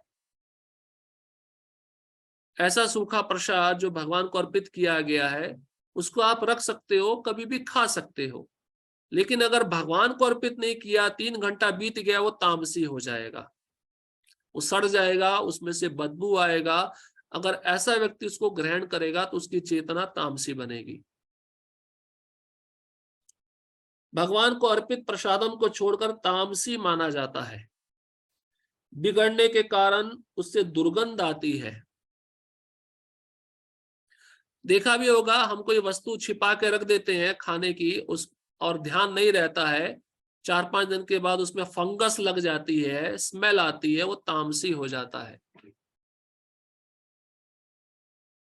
जिससे तामसी लोग प्रायः आकृष्ट होते हैं, किंतु सात्विक पुरुष उससे मुख मोड़ लेते हैं। तो आपको पता है भूत प्रेतों को कौन सा भोजन प्रिय होता है? तामसी प्रिय होता है, क्योंकि भूत प्रेत क्या खाते हैं? सड़ी हुई चीजें खाते हैं। गरुड़ पुराण में तो इसका बहुत विस्तार से वर्णन है। लेकिन सात्विक मनुष्य वहां पे नहीं जाएगा, सात्विक मनुष्य अपना मुख मोड़ लेगा, क्योंकि अब बात आ जाती है कौवा और हंस एक साथ नहीं रह सकते ना। कौवा कहाँ रहता है? भागवतम में लिखा है वो कचरे में रहता है, कचरे में रहकर गंध ढूंढता है।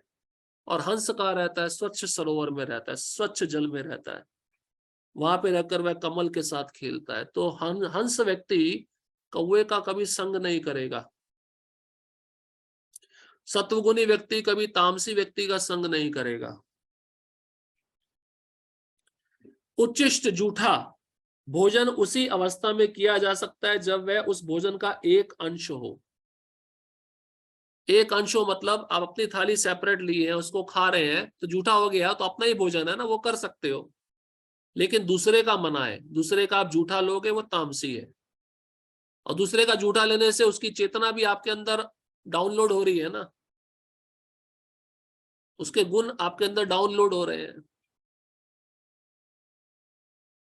जो भगवान को अर्पित किया जा चुका हो, या कोई साधु पुरुष विशेष रूप से गुरु द्वारा ग्रहण किया जा चुका हो, तो वो तामसी नहीं कहलाता। भगवान को अर्पण किया हुआ, गुरु के द्वारा ग्रहण किया हुआ, साधु पुरुष के द्वारा ग्रहण किया गया, ये जूठन तामसी नहीं होता, ये आपकी चेतना को उन्नत बनाएगा। तो चैतन्य चरितामृत में 3 बल बताए हैं, 3 बल जिसको ग्रहण करके व्यक्ति आध्यात्मिक बल प्राप्त कर सकता है, भक्ति में बहुत आगे बढ़ सकता है। कृष्णदास कविराज गोस्वामी कहते हैं पहला बल है गुरु का उच्चिष्ट जूठन, दूसरा उनके चरणों की रज, और तीसरा उनके चरणों का अमृत, चरणामृत, अभिषेक किया हुआ जल।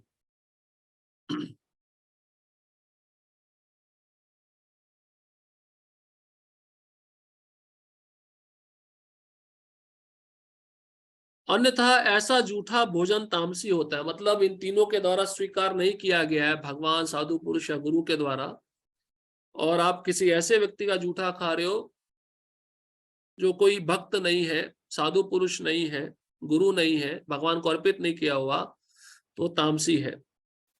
और वह संदूषण या रोग को बढ़ाने वाला होता है। अब मान लीजिए किसी व्यक्ति के शरीर में पहले से रोग है, और उस रोगी व्यक्ति का आप खा लोगे, तो रोग आपके अंदर आएगा नहीं आएगा? आएगा। इसलिए इसको तामसी कहा गया है। कोरोना के समय कोरोना का पेशेंट जो भी भोजन करता था, अगर उसको कोई स्पर्श भी कर लेगा तब भी उसको कोरोना आ जाएगा, खाने की तो बात बहुत दूर की है। यद्यपि ऐसा भोजन तामसी लोगों को स्वादिष्ट लगता है, लेकिन सतोगुणी उसे ना तो छूना पसंद करते हैं ना खाना। क्यों? क्योंकि सतोगुणी व्यक्ति को ज्ञान रहता है, उसके लक्षण पता रहते हैं, तभी वह भक्ति के अनुकूल जो है उसको स्वीकार करता है और प्रतिकूल को त्याग देता है। सर्वोत्तम भोजन तो भगवान को समर्पित भोजन का उच्चिष्ट है। भगवत गीता में परमेश्वर कहते हैं कि वह तरकारियां, आटे तथा दूध की बनी वस्तुएं भक्ति पूर्वक भेंट किए जाने पर स्वीकार करते हैं। पत्रम पुष्पम फलम तोयम यो में भक्त्या प्रयच्छति, ये श्लोक हमने सुना था 9वें अध्याय का 26वां श्लोक। इसमें भगवान कहते हैं कोई मुझे प्रेम पूर्वक भाव पूर्वक प्रदान करता है, सब्जियां, मिष्ठान, दूध, इन सब से बनी हुई वस्तुएं मैं स्वीकार करता हूं। पत्रम पुष्पम फलम तोयम, निस्संदेह भक्ति तथा प्रेम ही प्रमुख वस्तुएं हैं। अब भक्ति और प्रेम प्रमुख वस्तुएं हैं, इसका अर्थ ये नहीं है कि हमें भगवान को नहीं खिलाना है। भगवान को खिलाना है, लेकिन प्रेम और भक्ति के साथ खिलाना है। ये महत्वपूर्ण सिद्धांत है जिन्हें भगवान स्वीकार करता है। लेकिन इसका भी उल्लेख है कि प्रसादम को एक विशेष विधि से बनाया जाए। ये भी बहुत महत्वपूर्ण बात प्रभुपाद जी बता रहे हैं। विशेष विधि, विधि क्या है? भगवान का श्रवण करते हुए प्रसाद बनाना चाहिए, भगवान का चिंतन करते हुए प्रसाद बनाना चाहिए। प्रसाद तो बन रहा है, भोग बन रहा है, लेकिन भगवान का चिंतन नहीं हो रहा, वो भी तामसी में जाएगा, वो भी रजोगुनी में जाएगा। विधि ये है कि प्रॉपर कॉन्शियसनेस, प्रॉपर चेतना में उस भोग को बनाया जाए। इसलिए माताएं भगवान की कथा सुनते सुनते, प्रभुपाद जी का जो हरे कृष्ण महामंत्र है उसका धुन सुनते सुनते बनाना चाहिए, बोलना नहीं चाहिए।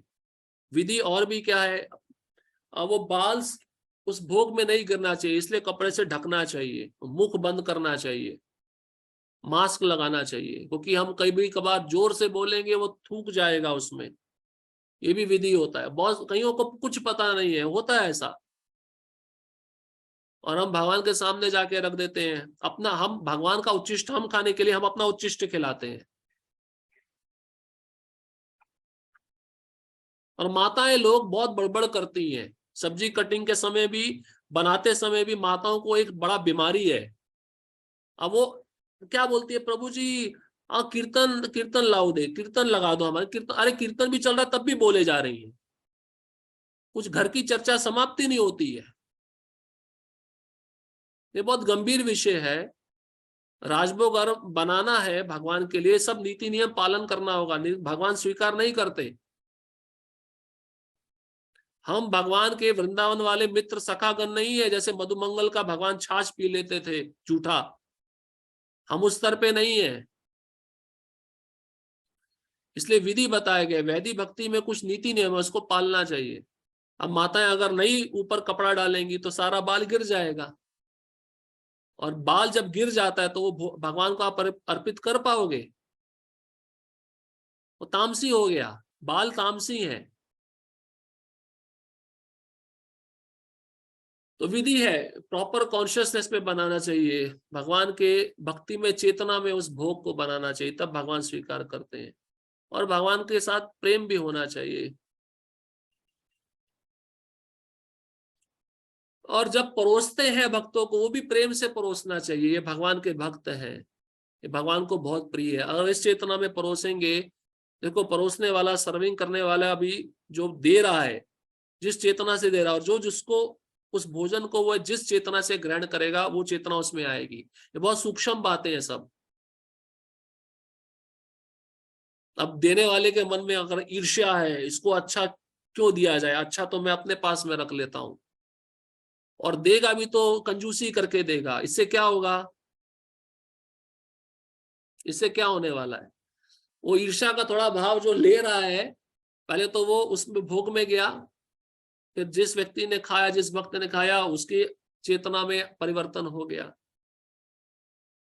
बहुत छोटी छोटी बातें। फिर विधि क्या है कि एक जगह पे बैठ के जब व्यक्ति खा लेता है तो वो जगह अशुद्ध हो जाता है, फिर उठने के बाद उसको साफ करना चाहिए, फिर वहां पे दूसरे को खाना चाहिए।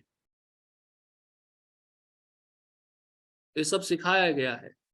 ब्राह्मण दीक्षित भक्त है जहाँ पे सोते हैं, चटाई उठाना है, उठाकर वहां पे पोछा लगाना चाहिए। वो जगह अशुद्ध हो जाती है, तामसी हो जाती है।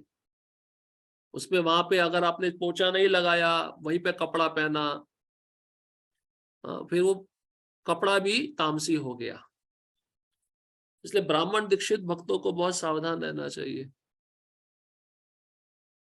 कोई भी भोजन जो शास्त्रीय ढंग से तैयार किया जाता है और भगवान को अर्पित किया जाता है, ग्रहण किया जा सकता है, भले वह कितने ही घंटे पूर्व क्यों ना तैयार हुआ हो, क्योंकि ऐसा भोजन दिव्य होता है। तो राजभोग बनता है दोपहर के समय, कभी कभार भक्त उसको शाम को लेते हैं, 4-5 घंटे बाद लेते हैं, ले सकते हैं, भगवान का प्रसाद है, विधि पूर्वक बनाया गया है, भगवान को केंद्र बिंदु में रखकर बनाया गया है।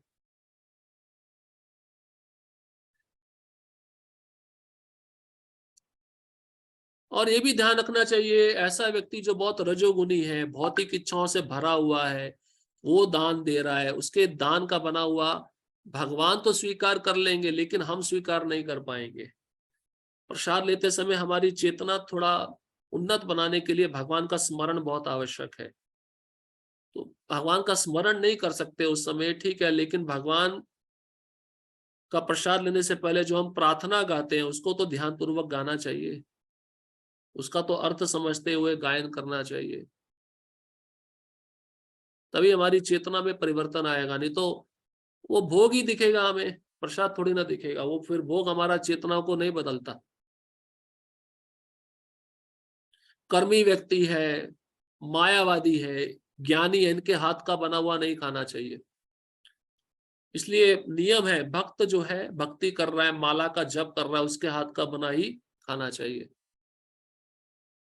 दीक्षित भक्तों को टालना चाहिए मुख्य रूप से बाहर जाकर किसी दूसरे के घर में खाना, ये अच्छा नहीं लगेगा। कई भक्त शादियों में जाके खाते हैं, शादी में भी नहीं खाना चाहिए। जाओ उनको भगवत गीता दे दो, ठीक है, पानी पी लो या फल ले लो, बाकी चीज नहीं खाना चाहिए। वो सर्विंग करने वाला वो पवित्र है या नहीं है, वो कहाँ पे हाथ लगा के आया है, स्नान करके आया है या नहीं आया है, इसके बारे में भी तो हमें कुछ पता नहीं है ना, ये सब विधि में आता है।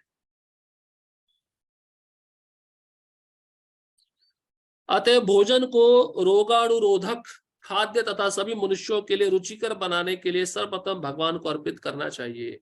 अब भगवान को अर्पित कर दिया तो उसमें कोई किसी प्रकार का पाप नहीं रहता है, क्योंकि भगवान गीता में स्वयं बोले, अगर आप मेरे को भोग लगा के नहीं खाते तो आप पाप खा रहे हो, पाप भक्षण कर रहे हो। एक तो पाप खत्म हो जाता है और वो शरीर के लिए स्वास्थ्यप्रद होता है। तो किसी भी परफेक्ट भोजन को आपको स्वीकार करना है तो सबसे पहले भगवान को भोग लगाना है, सही विधि से बनाकर। तो भगवान ने 3 श्लोकों में अर्जुन को 3 प्रकार के भोजन के बारे में बताया, सत्वगुणी भोजन, रजोगुणी भोजन और तमोगुणी भोजन।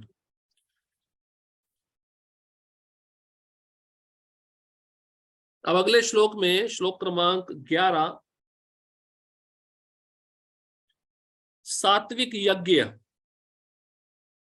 यज्ञ 3 प्रकार के होते हैं, सात्विक, राजसिक, तामसिक। अब भगवान सात्विक यज्ञ के बारे में बताने जा रहे हैं। श्लोक क्रमांक 11, अफलाकांक्षिर्भिर्यज्ञो विदिदिष्टो य इज्यते यष्टव्य में वे इति मनः समाधाय स सात्विका। यज्ञों में वही यज्ञ सात्विक होता है जो शास्त्र के निर्देशानुसार कर्तव्य समझकर उन लोगों के द्वारा किया जाता है जो फल की इच्छा नहीं करते। 3 चीजें बता रहे हैं भगवान इस सात्विक यज्ञ में। एक तो पहला लक्षण है शास्त्र के निर्देशानुसार, हमको मार्गदर्शन करने के लिए शास्त्र दिए गए हैं। तो भगवान ने ये भी बताया कौन सा यज्ञ करना है, कौन सा नहीं करना है। तो शास्त्र में जो यज्ञ दिया है, जब व्यक्ति शास्त्र के निर्देशानुसार यज्ञ करता है वो सात्विक यज्ञ होता है, पहला लक्षण। भगवान दूसरा बताते हैं, कर्तव्य समझकर, मेरा कर्तव्य है, मेरा रिस्पॉन्सिबिलिटी है, मेरा ड्यूटी है, मुझे करना है। जैसे बड़े बड़े राजा लोग होते थे ना, राज ऋषि, वो यज्ञ करते थे दायित्व समझकर, कर्तव्य समझकर। इसके पीछे एक कारण और रहता था कि जनता जो है, प्रजा है, वह भी देखे कि यज्ञ कैसे किया जाता है, यज्ञ क्यों करना चाहिए। दूसरों के सामने आदर्श रखने के लिए राजा यज्ञ करते थे। और तीसरा है फल की इच्छा के बिना संपन्न किया जाने वाला। फल की इच्छा नहीं, मैं कर रहा हूं कि मुझे कुछ मिल जाए, नहीं, ये सात्विक यज्ञ होता है।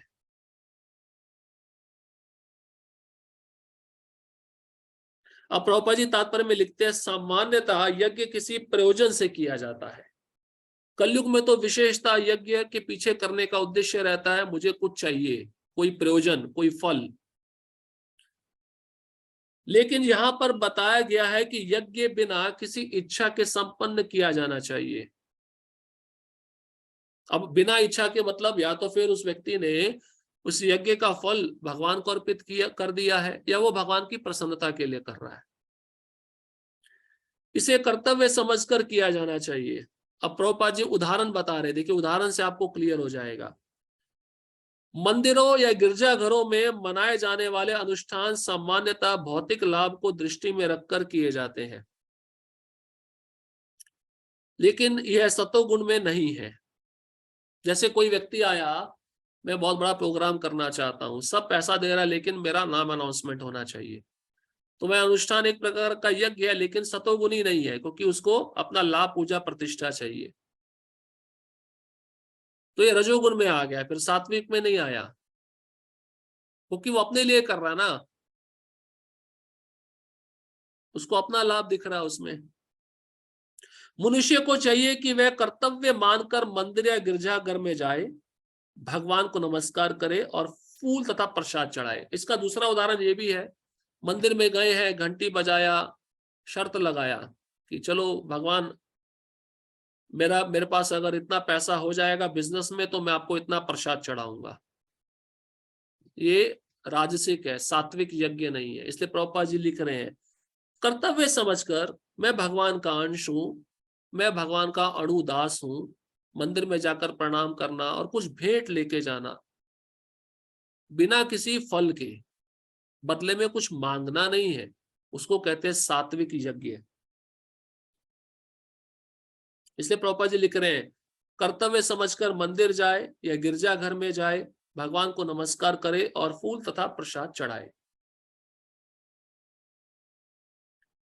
प्रत्येक व्यक्ति सोचता है कि केवल ईश्वर की पूजा करने के लिए मंदिर जाना व्यर्थ है, लेकिन शास्त्रों में आर्थिक लाभ के लिए पूजा करने का आदेश नहीं है। तो कई लोग तो मंदिर ही आते हैं भगवान से पैसा मांगने के लिए, बड़ा लिस्ट रहता है, मुझे ये चाहिए, मुझे वो चाहिए। इसलिए वो आरती भी है ना, सुख संपत्ति घर आवे, कष्ट मिटे तन का। ये आरती नहीं है, ये भोग है। आरती इसको नहीं कहते। आरती होती है भगवान की सेवा निस्वार्थ भाव से करके, बदले में कुछ नहीं मांगना, और केवल भगवान की प्रसन्नता के लिए गाया जा रहा है, उनकी प्रसन्नता के लिए नाचा जा रहा है, उसमें मेरा कोई हेतु नहीं है। ये सही अनुष्ठान है, ये सही यज्ञ है। यज्ञ का अर्थ यहाँ पे आप ये मत समझो कुंड बना दिया, स्वाहा स्वाहा बोल दिया। जो हमारी क्रियाएं होती है उसको भी यज्ञ कहा गया है। सुबह उठने से लेकर रात के सोने तक हम जितनी भी सेवाएं करते हैं वो सब यज्ञ कहलाती हैं। यज्ञ का मतलब अनुष्ठान, क्रियाएं। ये संस्कृत के एक शब्द का अर्थ बहुत सारा अलग अलग अर्थ होता है। तो मंदिर खाली आर्थिक लाभ के लिए नहीं बने हैं कि मंदिर में जाके हम भगवान से पैसा मांगे, कुछ गाड़ी मांगे, उसके लिए नहीं है। मंदिर तो उसके लिए है कि वो जीव जो इस भौतिक संसार में कष्ट भोग रहा है, भगवान की शरण में आके जब भक्ति करेगा तो उसको आनंद मिलेगा, क्योंकि ये शाश्वत संबंध है जीव का और भगवान का। मंदिर है अपनी भक्ति में आगे बढ़ने के लिए, भक्ति में प्रगति हम कैसे करें, वहां पे जाकर साधु संग करने के लिए। मंदिर भौतिक लाभ के लिए नहीं है। मनुष्य को चाहिए कि केवल अर्चा विग्रह को नमस्कार करने जाए। तो मंदिर में किस लिए जाते हैं? कृष्ण भी गीता में बोले, मन मना भव मद भक्तो मद्याजी माम नमस्कुरु। नमस्कुरु मतलब मुझे नमस्कार करो। तो मंदिर में जाकर भगवान को सबसे पहले प्रणाम करना चाहिए। इससे मनुष्य सतोगुण को प्राप्त होगा। प्रभुपाद जी लिख रहे हैं खाली भगवान को प्रणाम करने से वो सतोगुण में आ जाएगा, क्योंकि उसको अपनी चेतना वापस मिलेगी ना, मैं अणुदास हूं, मैं लघु हूं, मैं भगवान का सेवक हूं। ये जीव की मूल वास्तविक चेतना है। अभी तो वो अपने को बहुत समझ के बैठा है, मैं ही स्वामी हूं, मैं ही भोक्ता हूं। लेकिन जब वो मंदिर में आके भगवान को प्रणाम करता है, भगवान के भक्तों से श्रवण करता है, तब वह सतोगुण में आ जाता है। प्रत्येक सभ्य नागरिक का कर्तव्य है कि वह शास्त्रों के आदेशों का पालन करे और भगवान को नमस्कार करे। देखो भगवान इतने दयालु हैं, भगवान 4 चीजें बताए, बहुत अच्छा विचार आया। मन मना मतलब मेरे मेरा चिंतन करो, मेरा स्मरण करो। अब व्यक्ति सोच सकता है कि निरंतर तो चिंतन नहीं हो सकता है, 24 घंटा तो नहीं हो सकता। भगवान कहते चलो कुछ क्षण तो करो, चलो कुछ क्षण भी नहीं कर सकते, मद भक्ता, मेरे भक्त बन जाओ। भक्त कैसे बनेंगे? थोड़ी बहुत सेवा कर दो, जप कर लो। ठीक है, अभी वो भी नहीं कर सकते, भगवान कहते मद्याजी। मद्याजी मतलब मेरी पूजा करो। अब इसका अर्थ ये नहीं कि वहां पे पुजारी पूजा कर रहा तो मुझे ब्राह्मण दीक्षा लेना पड़ेगा, नहीं। आरती जब चलती है भगवान की, वहां पे जितने भी भक्त खड़े होते हैं वह सब पूजा ही कर रहे हैं। खाली पुजारी पूजा नहीं कर रहा है, वो पुजारी के साथ जितने भक्त उस हॉल में है वह सभी पूजा कर रहे हैं भगवान की, अपनी इंद्रियों से, अपनी बुद्धि से, अपने मन से। भगवान कहते हैं ठीक है, मध्याजी भी नहीं हो पा रहा है, आखिरी कार्य वो बहुत आसान है, वो कर दो, नमस्कुरु, मुझे प्रणाम कर दो, मैं उसी से संतुष्ट हो जाऊंगा। इसलिए प्रभुपाद जी लिख रहे हैं भगवान को नमस्कार करना चाहिए। भगवान को नमस्कार का अर्थ ये नहीं है हाथ जोड़ के ऐसे, नमस्कार का अर्थ है प्रणाम, पूरा साष्टांग दंडवत प्रणाम। भगवान के सामने झुक जाना। झुक जाना मतलब अपने अहंकार को गिरा देना। अभी हमारे अंदर अहंकार है ना, कई लोग मंदिर में आते हैं हाथ पीछे करके देखते रहते हैं, ऐसे प्रणाम नहीं करते हैं। झुकना मतलब अपने अहंकार को दबा देना। अहंकार, मिथ्या अहंकार जो हम जन्मों से लेकर बैठे हुए हैं, उसको नष्ट करने का यही उपाय है भगवान को बारंबार प्रणाम करना। तो इस प्रकार से सात्विक यज्ञ क्या होता है? एक तो कर्तव्य समझकर किया जाता है, शास्त्र के निर्देशानुसार किया जाता है, और फल की इच्छा के बिना होकर किया जाता है। ये 3 लक्षण है सात्विक यज्ञ के। अब राजसिक यज्ञ के बारे में भगवान बता रहे हैं, 12वां श्लोक। अभिसंधाय तु फलम दंबार्थमपि चैव यत् इज्जते भरत श्रेष्ठ तम यज्ञम विद्धि राजसम। लेकिन हे भरत श्रेष्ठ, जो यज्ञ किसी भौतिक लाभ के लिए या गर्ववश किया जाता है उसे तुम राजसी जानो। अब यहाँ पे 2 लक्षण है राजसी यज्ञ के। पहला लक्षण है भौतिक लाभ के लिए, मतलब मुझे स्वर्ग जाना है, स्वर्ग जाना है, सोमरस पीना है, अप्सराओं के साथ नृत्य करना है, नंदन कानन वन में पुष्पों का हार पहनना है। इसको कहते हैं राजसी यज्ञ, स्वर्ग जाने के लिए, मतलब भौतिक लाभ। इसमें कर्म कांड आ जाता है, ये करो तो ये मिलेगा, वो करो तो वो मिलेगा। हर एक कर्म कांड क्रिया के पीछे कुछ फल है, इसलिए व्यक्ति करता है, भौतिक लाभ। और दूसरा है गर्ववश, मैं कर रहा हूं, घमंड के कारण, इसको राजसी यज्ञ कहते हैं।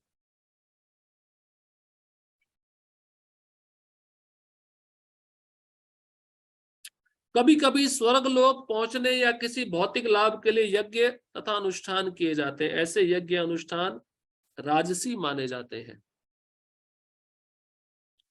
तो स्वर्ग लोक में जाके व्यक्ति पुनः इस पृथ्वी पे आता है जब उसके पुण्य नष्ट हो जाते हैं। इसलिए इस राजसी यज्ञ का भी कोई महत्व नहीं है, ये लाभ पहुंचाने वाला नहीं है। तो 2 लक्षण है राजसी यज्ञ के, एक भौतिक लाभ के लिए मतलब स्वर्गलोक जाने के लिए, और दूसरा गर्ववश किया गया कि मेरा समाज में कोई पूजा हो, प्रतिष्ठा हो, लाभ हो, हर व्यक्ति मेरे को आके पूजे, मेरे को महान समझे, इसको राजसी यज्ञ की श्रेणी में कहा गया है। अब तामसी यज्ञ आ रहा है, इसके 5 लक्षण हैं अगले श्लोक में।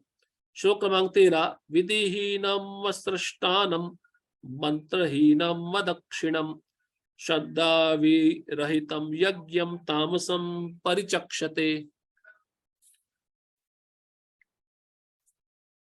तो 5 लक्षण है तामसिक यज्ञ के। पहला है शास्त्र के निर्देशों की अवहेलना करना। शास्त्र में इस प्रकार के यज्ञ का कहीं भी वर्णन नहीं है, उसको करना मतलब शास्त्र के विरुद्ध जाकर करना, अवहेलना करना। दूसरा है प्रसाद वितरण किए बिना यज्ञ करना। इसलिए आपने इस्कॉन में देखा हो, छोटा सा भी लेक्चर होता है, सबको प्रसाद दिया जाता है, द्रोण में नहीं तो हाथ में। अगर प्रसाद नहीं है तो वो तामसी यज्ञ माना गया। ऐसा यज्ञ होने के बाद किसी को प्रसाद नहीं मिला, बिना प्रसाद के लौट गए, तामसी यज्ञ। तीसरा वैदिक मंत्रों का उच्चारण किए बिना, उसमें किसी मंत्र का उच्चारण ही नहीं है।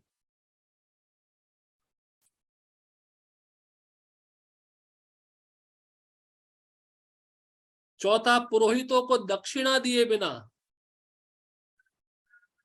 आजकल पुरोहित ही लालची होते हैं, सबसे ज्यादा दक्षिणा वही मांगते हैं। व्यक्ति सोचता है इनको सस्ते में निपटा दूं सब, तो पुरोहितों को दक्षिणा नहीं देना भी अपराध माना जाता है। शास्त्र के अनुसार जब कोई व्यक्ति यज्ञ कराता है, उसको, यजमान को जो यज्ञ करवा रहा है उसको, पुरोहित को दक्षिणा देना बहुत जरूरी है। और 5वां है श्रद्धा के बिना। श्रद्धा के बिना किया हुआ यज्ञ भी तामसी होता है।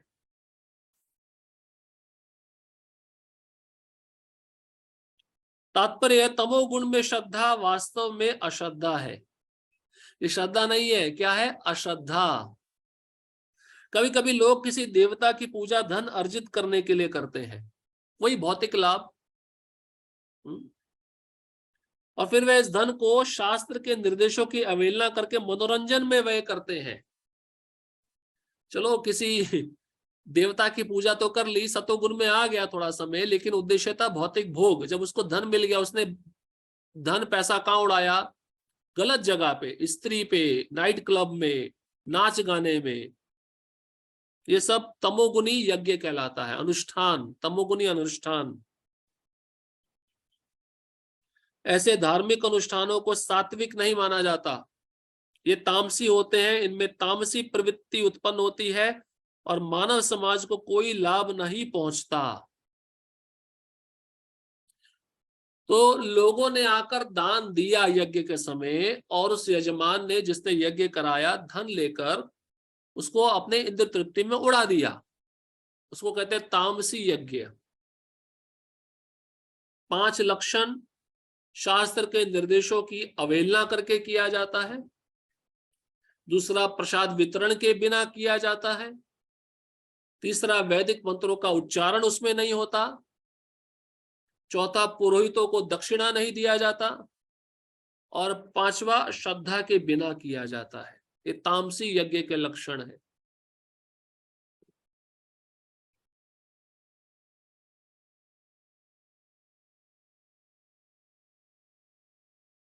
अब अगले 3 श्लोकों में 3 गुणों में तपस्या बताई जा रही है।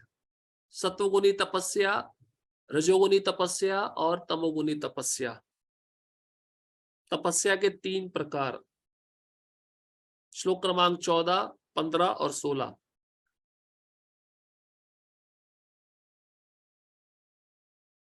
श्लोक क्रमांक 14, ये शारीरिक तपस्या है, शरीर से की जाने वाली तपस्या,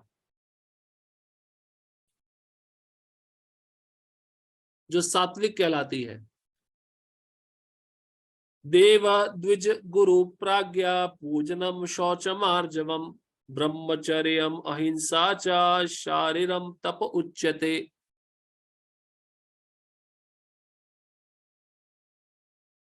देव मतलब परमेश्वर, द्विज मतलब ब्राह्मण, द्विजा, द्वि मतलब दूसरा, ज मतलब जन्म। इसका दूसरा जन्म होता है गुरु के द्वारा दीक्षा प्राप्त करके, उसको ब्राह्मण कहते हैं, द्विज।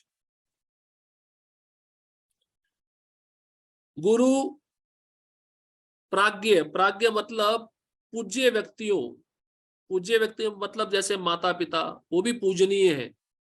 इसलिए पहले वैदिक संस्कृति में जो बच्चे थे गुरुकुल में पढ़ते थे, उनको शिक्षा दी जाती थी, उठते ही माता पिता के चरण स्पर्श करो, उनका आशीर्वाद प्राप्त करो। आज भी कई गांव में देखा जाता है, व्यक्ति जब कोई बड़ा कार्य करने जाता है, उसके अंदर संस्कृति है, तो अपने माता पिता के चरणों को स्पर्श करता है, उनसे आशीर्वाद प्राप्त करता है। ये शारीरिक तपस्या सत्व गुण में बताई जा रही है, शरीर के द्वारा सत्व गुण में तपस्या। परमेश्वर, ब्राह्मण, गुरु, माता पिता जैसे गुरुजनों की पूजा करना तथा पवित्रता, शौचम मतलब पवित्रता, पवित्र रहना मतलब स्नान करना। शारीरिक तपस्या का पवित्र का अर्थ है स्नान करना, दिन में 2 बार। सरलता, इसको हमने आर्जवम भी कहते हैं, पहले भी हमने सुना। वैष्णव के 26 गुणों में सरलता आती है, सरल, कुटी नाटी नहीं, डुप्लीसिटी नहीं। ब्रह्मचर्य, तो अब इसका मतलब यह है कि आश्रम में जो ब्रह्मचारी रह रहे हैं वही ब्रह्मचारी कहलाएंगे। गृहस्थ भी ब्रह्मचारी है अगर वह अपनी पत्नी का ही संग करता है नियमानुसार, उसको भी ब्रह्मचर्य व्रत कहा जाता है, गृहस्थ ब्रह्मचारी कहा जाता है। और अहिंसा ही शारीरिक तपस्या है। अहिंसा मतलब किसी को कष्ट ना पहुंचाना, मन से नहीं, वाणी से नहीं, शरीर से नहीं। ये शरीर के द्वारा सत्वगुणी तपस्या बताई जा रही है। प्रणाम करना तपस्या है या नहीं है? शरीर को झुकाना तपस्या है। इसलिए तो आजकल तो कोई शरीर को झुकाना नहीं चाहता है। इसलिए किसके सामने शरीर झुकना चाहिए, यहाँ पे लिस्ट दिया है। सबसे पहले भगवान के सामने झुकना चाहिए, मतलब मंदिर में आके प्रणाम करना चाहिए। फिर ब्राह्मणों को, वैष्णवों को प्रणाम करना चाहिए, जो सच में जिनके अंदर ब्राह्मण गुण है उनको प्रणाम करना चाहिए, उनके समक्ष जाकर प्रणाम करना चाहिए। प्रणाम करना मतलब उनसे आशीर्वाद प्राप्त करना कि मैं भक्ति में आगे बढ़ सकूं। तीसरा, गुरु को प्रणाम करना। अब इसका अर्थ ये नहीं जब गुरु दिखेंगे तभी हम प्रणाम करें, तो गुरु का चित्र तो है ना, गुरु का फोटो तो है, तो सामने रखकर प्रणाम करना चाहिए। और माता पिता को प्रणाम करना चाहिए। बच्चों को शिक्षा ऐसी दी जानी चाहिए कि माता पिता का आदर करें, उनको प्रणाम करें, उनको सम्मान दें, अपने से बड़ों का सम्मान करें। माता पिता भी गुरु जैसे है ना। बच्चे के लिए सबसे पहले गुरु उसकी माँ होती है, जो उसको अच्छे संस्कार, अच्छी शिक्षा देती है। पवित्रता, शरीर से 2 बार स्नान करना, दिन में 2 बार स्नान करना, ये भी शारीरिक तपस्या है। आजकल लोग इस तपस्या को भूलते जा रहे हैं, इसलिए स्नान करना खत्म होता जा रहा है, बंद होता जा रहा है। नहाने के लिए अगर आलस हो रहा है तो मतलब तमोगुनी है व्यक्ति, पूरा तमोगुनी है।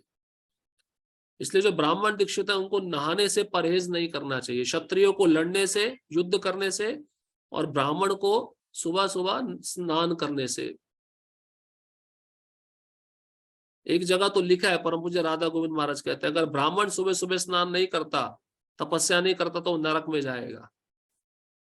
और जो क्षत्रिय ललकारने पर युद्ध नहीं करता रणभूमि में जाकर, वो भी नरक में जाएगा।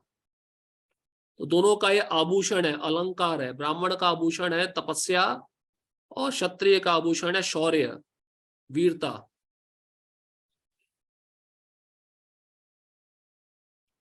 तात्पर्य यहां पर भगवान तपस्या के भेद बताते हैं।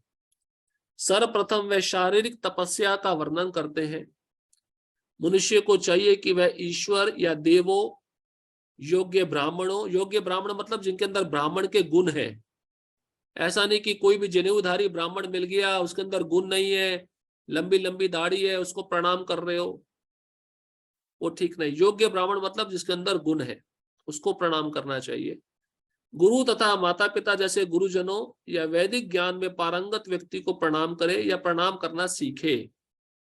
तो ऐसा भक्त भी है जो आपसे ज्ञान में बहुत आगे बढ़ा हुआ है, आपसे वरिष्ठ है उसको भी प्रणाम करना चाहिए, उसको भी मतलब हमें उसको प्रणाम करना चाहिए।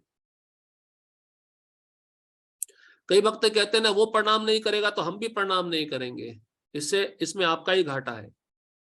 हमें झुक जाना चाहिए, इससे हमारी नम्रता प्रदर्शित होती है, और जो झुकेगा भगवान कृपा उसी पे करेंगे।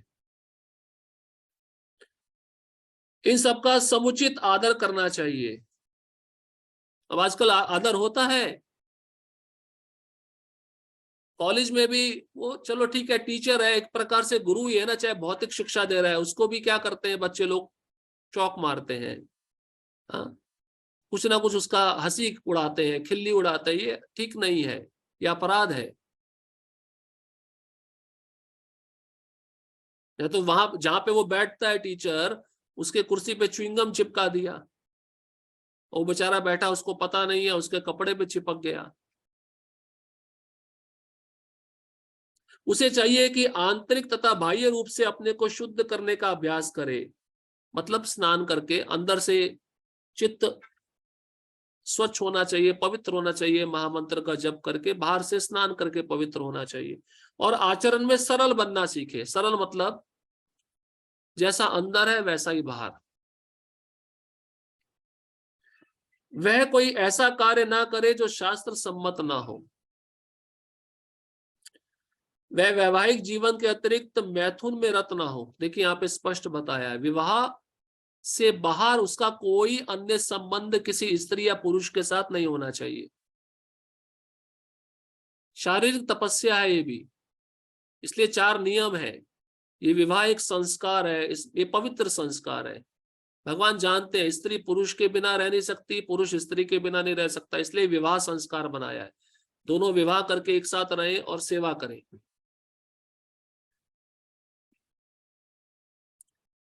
क्योंकि शास्त्रों में केवल विवाह में ही मैथुन की अनुमति है, अन्यथा नहीं। यह ब्रह्मचर्य कहलाता है, गृहस्थ ब्रह्मचर्य बोलते हैं इसको। ये सब शारीरिक तपस्याएं हैं, सत्व गुण में की जाने वाली शारीरिक तपस्याएं। अब अगले श्लोक में भगवान वाणी की तपस्या बता रहे हैं। वाणी जो हम बोलते हैं उसका क्या तपस्या है, बहुत सुंदर श्लोक है। कभी कभार हम किसी के लिए बहुत कटु वचन बोलते हैं, वो बेचारा इतना परेशान हो जाता है, चिंतन करता रहता है मुझे ऐसा क्यों बोला। इसका मतलब अपने वाणी से हिंसा किया, उसके ऊपर वाणी से कष्ट पहुंचाया। भगवान इससे प्रसन्न नहीं होते, क्योंकि भगवान अब इस श्लोक में क्या कहने जा रहे हैं बहुत ही सुनना महत्वपूर्ण है। गुरुजन हमको उपदेश दे सकते हैं, हमको समझा सकते हैं, हमारा दोष निकालकर सुधारने का प्रयत्न कर सकते हैं। वो कुछ कड़वी वाणी बोलते भी है, वो हमारे हित के लिए है। लेकिन जब हमें अधिकार नहीं है, हम अधिकार से बाहर जाकर कुछ बोलेंगे, वो अपराध माना जाता है। श्लोक क्रमांक 15, अनुद्वेग करम वाक्यम सत्यम प्रिय हितम च यत् स्वाध्याय व्यसनम चैव वाङ्मयम तप उच्यते।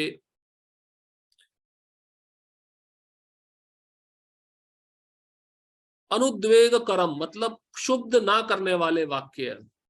मतलब कभी कभार ऐसा बोलते हैं ना कि तुम्हारा मारना मुझे इतना बुरा नहीं लगा जितना तुम्हारी वाणी ने मुझको छेद दिया अंदर से। मतलब तुम्हारी वाणी के शब्दों में ऐसे तीर है कि तीरों ने मेरे हृदय को भेद दिया। मतलब ऐसी वाणी जो दूसरे को शुद्ध करने वाली हो, विचलित करने वाली हो, उकसाने वाली हो, ऐसी वाणी का प्रयोग नहीं करना चाहिए किसी भी परिस्थिति में। ये हमारा परीक्षा है।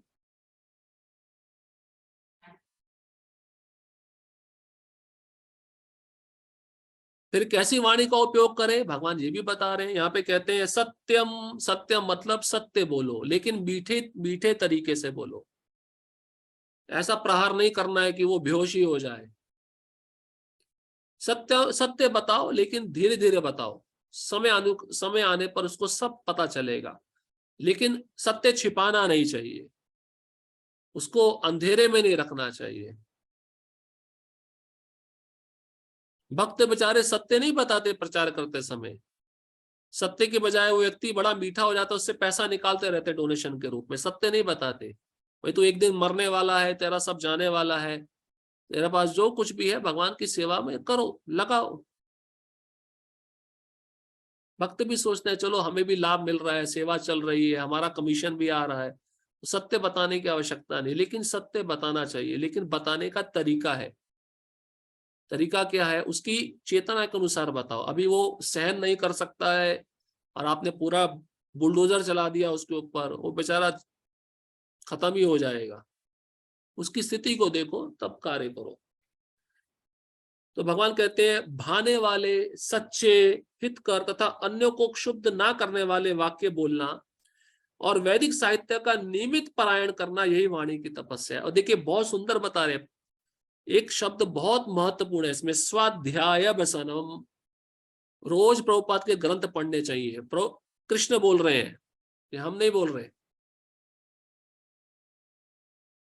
और जो प्रभुपाद के ग्रंथ नहीं पढ़ रहा है ना, वो कभी भी सत्य नहीं बोल पाएगा और वाणी के वेग को रोक नहीं पाएगा। वाणी के वेग को रोकना है, सत्य बोलना है। इसलिए भगवान कहते हैं स्वाध्याय अभिसनम। स्वाध्याय मतलब वेद का अध्ययन। वेद क्या है? शास्त्र। शास्त्र मतलब प्रभुपाद की पुस्तकें। हमें ऐसे फिल्टर करके सोचना चाहिए। नियमित पारायण, भगवान कहते हैं नियमित मतलब रोज पढ़ना चाहिए, रोज सुनना चाहिए। ये वाणी की तपस्या है। क्यों? क्योंकि वो शास्त्र के संबंधित वाक्य जब आपके मन में घूमेंगे, चिंतन होगा, तो यही कृष्ण भावना भावित जीवन है। और जब आप यही वाणी किसी को बताओगे तो आपके मुख से कुछ गलत शब्द नहीं निकलेंगे। इसको कहते हैं वाणी की तपस्या।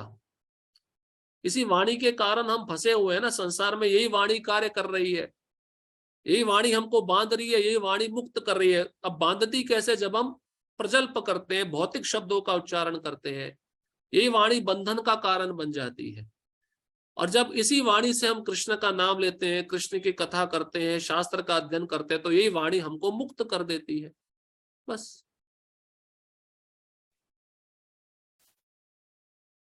और बताने का तरीका भी है। किसी को बताना तो प्रेम से बताना चाहिए। देखिए ये वाणी है, हमारा संबंध बना भी सकती है, तोड़ भी सकती है। कोई कार्य है, अगर आप प्रेम से बताओगे तो सामने वाला भक्त बहुत प्रेम से करेगा। कार्य वही है, लेकिन आप गुस्से में आकर उसको बोलोगे, अरे संबंध भी खत्म हो जाएगा, वो कार्य भी नहीं होगा। वाणी बहुत महत्वपूर्ण है, इसको कैसे प्रयोग करना है ये समझना चाहिए।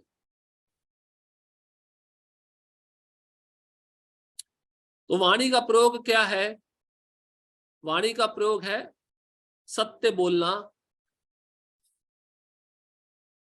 सत्य बोलना, दूसरों को भाने वाले शब्द बोलना, दूसरों के हित के लिए बोलना, और दूसरों को शुद्ध ना करने वाले वाक्य बोलना, इसको बोलते सत्य।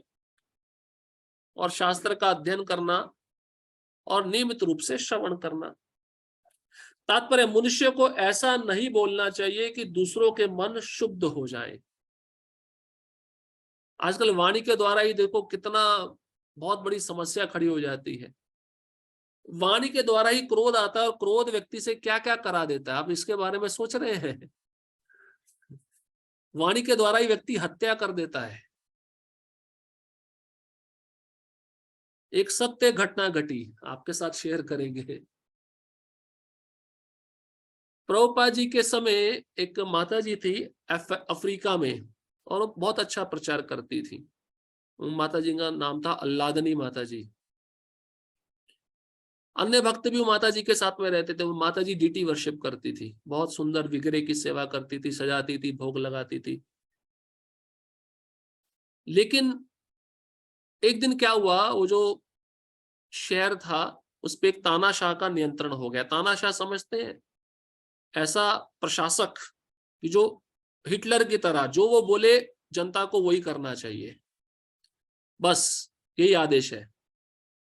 तो एक दिन उस प्रशासक के जो कार्यकर्ता थे, जो अनुयायी थे, वो वहां पर आ गए और उन्होंने कहा ये भक्ति बंद करो, ये यज्ञ करना बंद कर दो। अब ये माता जी को थोड़ा क्रोध आ गया, और क्रोध में इस माता जी ने बोला हम नहीं करेंगे। उस समय परिस्थिति कुछ अलग थी। तो इन कार्यकर्ताओं के पास में बंदूकें, गन सब अस्त्र शस्त्र थे, तो इन्होंने सब पुरुषों को अलग कर दिया, माताओं को अलग कर दिया। अब इन माता जी को लगा कि अब जो प्रभु जी हैं इनके ऊपर बहुत बड़ा खतरा आने वाला है, शायद ये व्यक्ति इनको मार ही ना दे। जो जो हिटलर था, मतलब तानाशाह था, उसके कार्यकर्ता शायद भक्तों को मारना शुरू कर रहे थे, क्योंकि भक्त आज्ञा का पालन नहीं कर रहे थे। किसके कारण? वो माता जी ने ऐसा बोल दिया था, वाणी। अब हुआ ये कि वह माता जी को और क्रोध आया। वो माता जी ने क्या किया, वो भक्तों को बचाने के लिए सामने आ गई। तुम्हें मारना तो पहले मुझे मारो, तुम्हारे अंदर हिम्मत नहीं है मारने की, ऐसे शब्द बोल दिए। अब वो तो क्रूर लोग थे, आसुरी लोग थे, उन्होंने मार दिया माता जी को, वहीं पे मार दिया। उसके बाद में फिर सब भक्तों को भी मार दिया, मतलब वो माता जी को जान से मार दिया। इसलिए स्थिति कब कैसी होती है उसके अनुसार वाणी का आचरण होना चाहिए। अभी मुसीबत आई है तो शांत रहना चाहिए, ये खतरा टल जाएगा, फिर जब समय नियमित हो जाएगा, अनुकूल हो जाएगा, फिर अपना भक्ति करना चाहिए। देवताओं ने क्या किया, जब असुर प्रभावशाली हो गए, शक्तिशाली हो गए, तो ब्रह्मा जी ने कहा मेरा सामर्थ्य नहीं है, अभी अगर भगवान विष्णु भी आके बलि से लड़ेंगे वो भी जीत नहीं पाएंगे, क्योंकि बलि को अपने गुरु का आशीर्वाद प्राप्त है। इसलिए अभी अच्छा समय नहीं है, तुम देवता लोग स्वर्ग लोग छोड़ के चले जाओ। देवताओं ने सोचा यही अच्छा है, जब समय अनुकूल आएगा फिर हमें हमारा राज्य मिलेगा, उसके लिए हमें प्रतीक्षा करनी होगी। तो वाणी यहाँ पे कार्य करती है, किसके साथ क्या बोलना है, कैसे बोलना है, कितना बोलना है, ये विचार करके बोलना चाहिए। अब प्रभुपाद जी तात्पर्य में लिखते हैं, मनुष्य को ऐसा नहीं बोलना चाहिए कि दूसरों के मन शुद्ध हो जाए। निस्संदेह जब शिक्षक बोले तो वह अपने विद्यार्थियों को उपदेश देने के लिए सत्य बोल सकता है।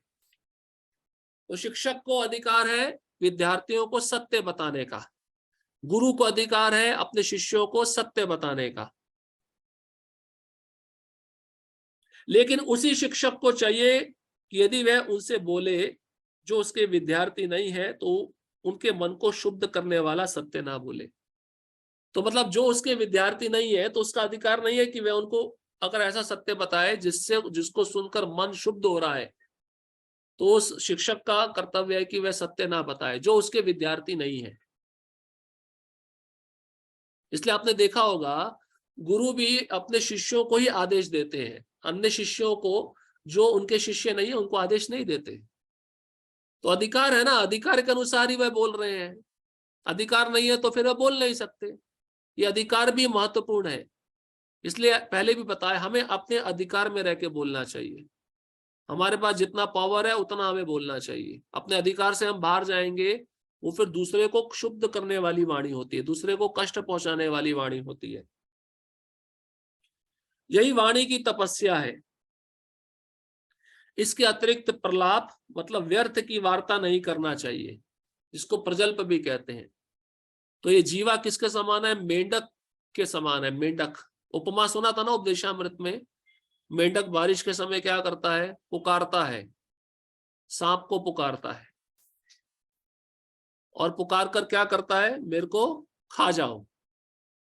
जो व्यक्ति भगवान की चर्चा किए बिना व्यर्थ का प्रजल्प कर रहा है, वो अपनी मृत्यु को बुला रहा है, मतलब आयु को घटा रहा है। माताओं के लिए है स्पेशल, क्योंकि माताओं के पास बोलने की शक्ति ज्यादा होती है। पुरुष लोग एक दिन में 1000 शब्द बोलेंगे, माताएं 5000 शब्द बोलती है।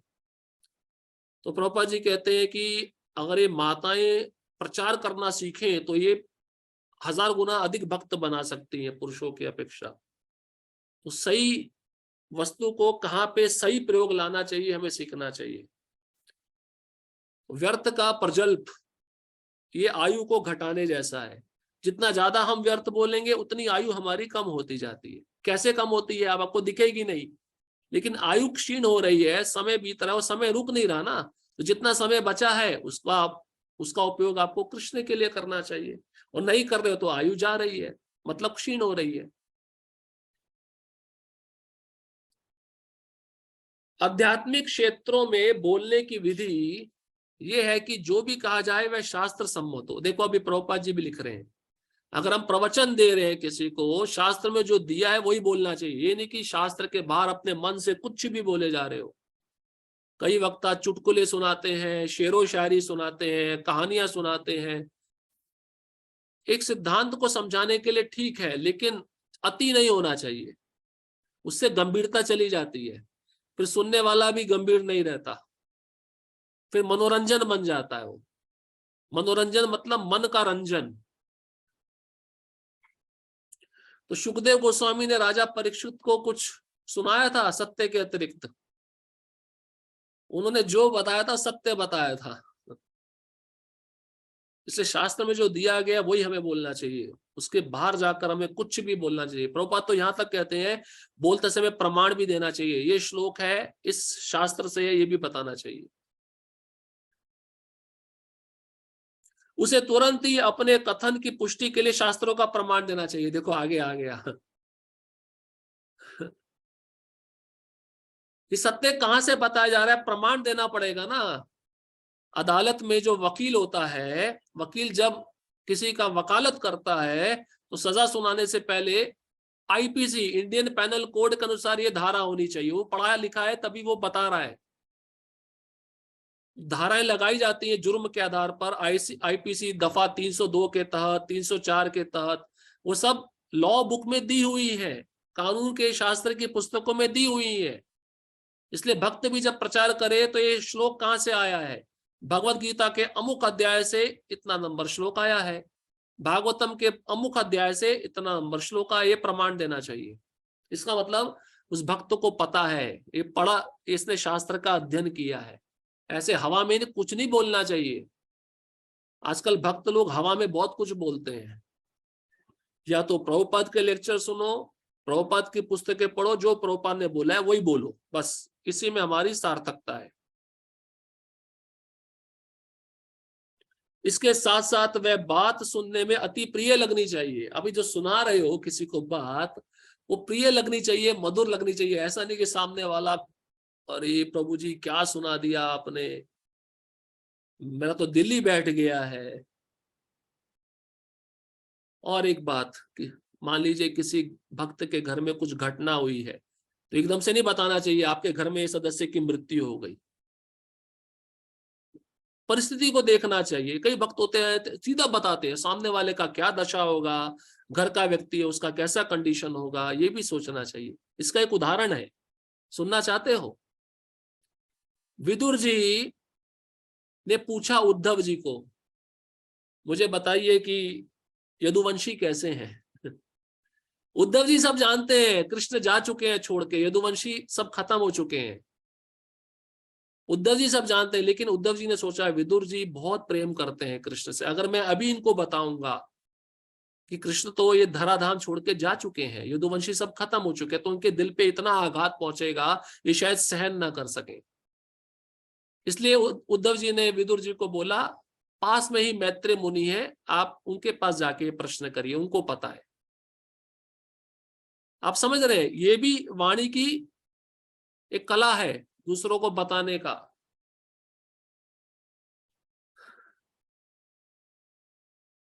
तो सुनने में अच्छी लगने वाली बात बतानी चाहिए, मतलब सत्य हो लेकिन ऐसा बताया जाए कि सुनने में अच्छा लगे। ऐसी विवेचना से मनुष्य को सर्वोच्च लाभ और मानव समाज का उत्थान हो सकता है। तो सत्य सुनने से ही व्यक्ति सत्य को पहचान पाएगा ना, तभी वह अपना कल्याण कर पाएगा, विचार कर पाएगा मेरे लिए क्या सही है क्या गलत है। वैदिक साहित्य का विपुल भंडार है और इसका अध्ययन किया जाना चाहिए, यही वाणी की तपस्या कही जाती है। तो प्रभुपाद जी ने हमें कितने ग्रंथ दिए हैं, उसमें से हम एक भी पढ़े हैं पूरी तरह, अच्छे से पढ़े हैं? प्रभुपाद जी ने 12 साल में 80 ग्रंथ लिखे, और हम 80 जन्म भी ले लेंगे तब भी एक ग्रंथ अच्छे से नहीं पढ़ पाएंगे। तो वाणी की तपस्या है प्रभुपाद के ग्रंथों का अध्ययन करना, अच्छे से अध्ययन करना। जब हम अच्छे से अध्ययन करेंगे तभी हम अपने मनुष्य जीवन का वास्तविक लाभ समझ पाएंगे, और वाणी का उपयोग कहाँ पे ठीक से करना चाहिए ये हमको पता चल पाएगा। इस तरह से वाणी की तपस्या है। अब अगला श्लोक है मन की तपस्या, उसको हम अगले सत्र में चर्चा करेंगे सोमवार को, ठीक है। समय हो गया। हरे कृष्णा कृष्णा कृष्णा हरे हरे, हरे राम राम राम हरे हरे।